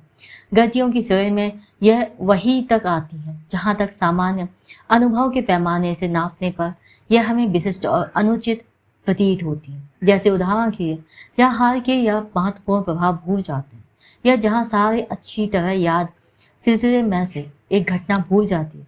यह एक बिल्कुल जुदा समस्या है कि हम में भूलने की सामान्य क्षमता कैसे और क्यों होती है और विशेष रूप से हम उन अनुभवों को कैसे भूल जाते हैं जिनकी निश्चित रूप से हम पर बहुत गहरी छाप पड़ी थी, जैसे कि हमारे बचपन की घटनाएं। इसमें कष्टकारक साहचर्यों के विरुद्ध कही जाने वाली बातों का कुछ महत्व है, पर उससे सारी समस्या की कुछ भी व्याख्या नहीं होती। यह तो असंदिग्ध तथ्य है कि नापसंद प्रभाव आसानी से भूल जाते हैं। अनेक मनोविज्ञान विशारदों ने इस पर विचार किया और महान डार्विन तो इस बात से अच्छी तरह परिचित था कि उसने अपने लिए यह सुनहरा नियम बना लिया था कि जो परीक्षण उसे अपने सिद्धांत के प्रतिकूल प्रतीत होते थे वह बड़ी सावधानी से लिख लेता था, क्योंकि उसे यह निश्चय हो गया था कि ये ही स्मृति से निकलकर भाग जाएंगे। जो लोग पहली बार यह सुनते हैं कि अप्रिय स्मृति पैदा करने वाली बातें भूल जाती हैं, वे यह ऐतराज जरूर उठाते कि असल में बात इससे उल्टी और कष्टकारक बातों को भूलना ही सबसे कठिन होता है, क्योंकि वे आदमी को दिक करने के लिए उसकी इच्छा के विरुद्ध बार बार दिक्कत करने के लिए उसकी इच्छा के विरुद्ध बार बार उसके मन में आती है। जैसे उदाहरण के लिए शिकायतों या अपमानों की याद। यह तथ्य बिल्कुल सही है, पर ऐतराज कुछ वजनदार नहीं। यह समझने के लिए कि मन परस्पर विरोधी आवेगों के संघर्षों के लिए एक अखाड़ा है, एक वह क्षेत्र है, कुछ और पहले से विचार सुन करना आवश्यक है। इस बात को निर्जीव क्रियाओं के रूप में या यूं कह सकते हैं कि मन विरोधी और विरोधी वस्तुओं की जोड़ियों का बना हुआ है। किसी एक प्रवृत्ति के दिखाई देने का यह अर्थ नहीं कि उसकी विरोधी प्रवृत्ति नहीं हो सकती। वहाँ उन दोनों के रहने के लिए काफ़ी गुंजाइश है। महत्वपूर्ण प्रश्न ये है कि विरोधी प्रवृत्ति एक दूसरे के साथ किस तरह मौजूद है और उनमें एक से क्या परिणाम पैदा होते हैं, दूसरी से क्या परिणाम पैदा होते हैं। वस्तुएं खो देना या कहीं रखकर भूल जाना विशेष दिलचस्पी की बात है, क्योंकि इसके अनेक अर्थ हो सकते हैं और ऐसी अनेक प्रवृत्तियां हो सकती हैं जो गलतियों द्वारा प्रकट होती हैं। इन सब उदाहरणों में साझी बात कोई चीज़ खोने की इच्छा है। इसमें सब में भिन्नता पैदा करने वाली बात का इच्छा का कारण और इसका उद्देश्य है। आदमी चीज़ खो देता है और यदि वह खराब हो गई हो या उसमें उसके स्थान पर इससे अच्छी चीज़ लेने का आवेग हो, या आदमी ने उसकी परवाह करनी छोड़ दी हो, या यदि यह किसी ऐसे व्यक्ति से मिली हो जिसके साथ अप्रियता पैदा की हो गई हो, या यदि वह ऐसी परिस्थितियों में प्राप्त की गई है जिन्हें आदमी अपनी याद रखना चाहता। चीज़ें गिरने देने, बिगाड़ने या तोड़ने में भी यही प्रवृत्ति दिखाई देती है। सामाजिक जीवन में यह कहा जाता है, अनचाहे और नाजायज बच्चे उन बच्चों से बहुत कमज़ोर पाए गए हैं जो अधिक सुखद परिस्थितियों में पैदा हुए हैं।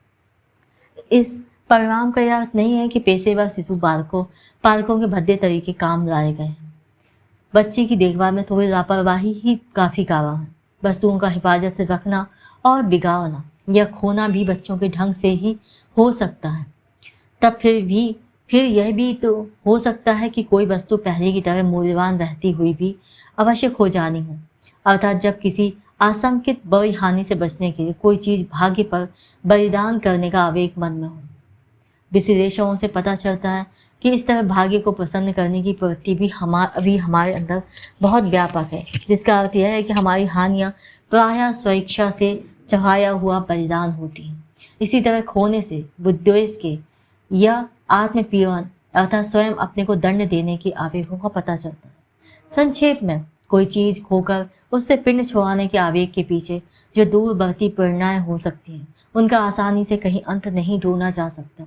इस दूसरी गलतियों की तरह गलत वस्तु उठा लेने या गलत रीति से कार्य करने के द्वारा भी रोकी जाने वाली इच्छा को प्रायः पूरा किया जाता है। असली आशय आकस्मिक मौके के रूप में प्रकट होता है। इस प्रकार जैसा कि एक बार एक मित्र के साथ भी हुआ था, आपको किसी उपनगर में किसी जगह जाना है और बड़ी अनिच्छा से आप गाड़ी पकड़ते हैं। फिर किसी जंक्शन पर गाड़ी बदलते समय आप भूल से शहर लौटने वाली गाड़ी में बैठ जाते हैं, या किसी यात्रा में आप किसी जगह उतरने की बड़ी तीव्र इच्छा रखते हैं, पर और जगह पहुंचने के समय दूसरों के साथ पहले ही नियत कर चुकने के कारण आप यहाँ नहीं उतर सकते और इस पर आप जंक्शन पर गलती से असली गाड़ी छोड़ देते हैं या किसी गलत गाड़ी में बैठ जाते हैं, जिससे आप जो देर लगाना चाहते थे वह मजबूरन लग जाती। या जैसे कि मेरे एक मरीज के साथ हुआ, जिसे मैंने अपनी प्रेमिका को टेलीफोन करने से मना कर दिया था। उसने मुझे टेलीफोन करते समय भूल से और बिना विचारे गलत नंबर बोल दिया, जिससे उसका टेलीफोन यकाएक उसकी प्रेमिका के टेलीफोन से मिल गया। एक इंजीनियर द्वारा बताया गया निम्नलिखित बयान इस बात का अच्छा उदाहरण है कि किन अवस्थाओं में भौतिक पदार्थों को बिगाड़ा जाता है। इससे प्रत्यक्षता दोषपूर्ण कार्यों का व्यवहारिक महत्व भी स्पष्ट होता है। कुछ समय पहले मैंने एक हाई स्कूल की प्रयोगशाला में अनेक सहयोगियों के साथ प्रत्यास्थता के संबंध में कुछ उलझनदार परीक्षाओं में हिस्सा लिया, और यह काम हमने अपनी इच्छा से अपने ऊपर लिया था, पर इसमें हमें आशा से अधिक समय लग रहा था। एक दिन जब मैं अपने मित्र फा के साथ प्रयोगशाला में गया, तब उसने कहा, आज इतना समय बर्बाद करना कितनी परेशानी का काम है, जबकि मुझे घर पर बहुत सा काम करना है। मुझे उससे सहमत होना ही था, और मैंने उससे कुछ मजाक में पिछले सप्ताह की घटना की चर्चा करते हुए कहा, भगवान से मनाओ कि मशीन फिर बिगड़ जाए और हम काम बंद करके जल्दी घर लौट सकें। काम बांटते समय ऐसा हुआ कि फा को प्रेस या दावक का बाल्ब खोलने बंद करने का काम सौंपा गया। मतलब यह कि उसको सावधानी से बाल्ब खोलकर डब के दाब को संचायक या एक्यूमुलेटर में से धीरे धीरे जल दाबक या हाइड्रोलिक प्रेस के सिलेंडर में आने देना था। परीक्षण अध्यक्ष दाब प्रमापी प्रेशर गेज पर खड़ा था, और जब ठीक दाब आ गया तब उसने जोर से पुकारा, ठहरो। इस आदेश पर फा ने पूरी ताकत से बाल्ब पकड़कर उसे घुमा दिया बाईं ओर। सभी बाल्ब दाईं ओर को बंद होते हैं और इसमें कोई अपवाद नहीं है। इससे संचायक का सारा दाब एकाएक दावक में आ गया, पर संयोजक नलियां इतना दाब सहने के लिए नहीं बनी होती और उनमें से एक फट गई। यह बिल्कुल निरापद घटना थी, पर तब भी उसने हमें काम बंद करके घर चले जाने के लिए मजबूर कर दिया। यह विलक्षण बात है कि इस घटना के कुछ ही समय बाद जब हम बातें कर रहे थे तो मेरे मित्र को मेरी बात से घटना की याद बिल्कुल नहीं आई, पर मुझे अच्छी तरह से याद थी। इस प्रकार ये बातें ध्यान में रखने पर आप यह संदेह करने लगे कि घर के कामों में नौकर चाकर जो कभी कभी ऐसे खतरनाक दुश्मनों के से काम कर बैठते हैं, उनका कारण अकस्मात ही सदा नहीं होता। और आप यह प्रश्न भी उठा सकते हैं कि जब कोई आदमी अपने आप को घायल कर बैठता है या खतरे में डालता है, तब क्या यह सदा आकस्मिक घटना ही होती है? और आप अवसर मिलने पर इन विचारों की विश्लेषण द्वारा जांच कर सकते हैं। गलतियों के बारे में जो कुछ कहा गया है उसके अलावा और बहुत कुछ बाकी है। अभी बहुत सी बातें जांच और विचार के लिए शेष है, पर मैं इतने से ही संतुष्ट हो जाऊंगा यदि आपके पुराने विश्वास आपकी अब तक की जांच पड़ताल से हिल गए हों, और यदि आप में नए विश्वास अपनाने के लिए कुछ तत्परता पैदा हुई हो। कुछ समस्याएं मैं अभी आपके लिए उलझन में ही छोड़ देना चाहता हूँ। हम गलतियों पर विचार करके अपने सब सिद्धांत सिद्ध नहीं कर सकते, और ना यही बात है कि हम एकमात्र इसी सामग्री पर अवलंबित हैं। हमारे प्रयोजन के लिए गलतियों का बड़ा महत्व इस बात में है कि वे इतनी आमतौर से होने वाली घटनाएं अपने में आसानी से देखी जा सकती हैं और बीमारी पर जरा भी निर्भर नहीं है। अपना व्याख्यान खत्म करने से पहले आपके एक और प्रश्न की चर्चा करना चाहता हूँ, जिसका उत्तर नहीं दिया गया है। यदि यही बात है, जैसा कि हमें इतने उदाहरणों से पता चलता है कि लोग गलतियों को इतनी दूरी तक समझते हैं और बहुत बार इस तरह चेष्टाएं करते हैं जैसे कि उन्होंने उनका अर्थ समझ लिया है, तो यह कैसे संभव है कि इतने व्यापक रूप से उन्हें आकस्मिक, भावहीन और अर्थहीन समझें और उनकी मनोविश्लेषण व्याख्या का इतने जोर से खंडन करें? आप ठीक कहते हैं, यह सचमुच विचित्र बात है और इसकी व्याख्या की आवश्यकता है, पर मैं आपको धीरे से उन संबंधों की ओर ले जाने वाला रास्ता दिखाऊंगा जिनसे व्याख्या मेरी बाहरी सहायता के बिना ही बलपूर्वक आपके मन में आ पहुंचूंगी।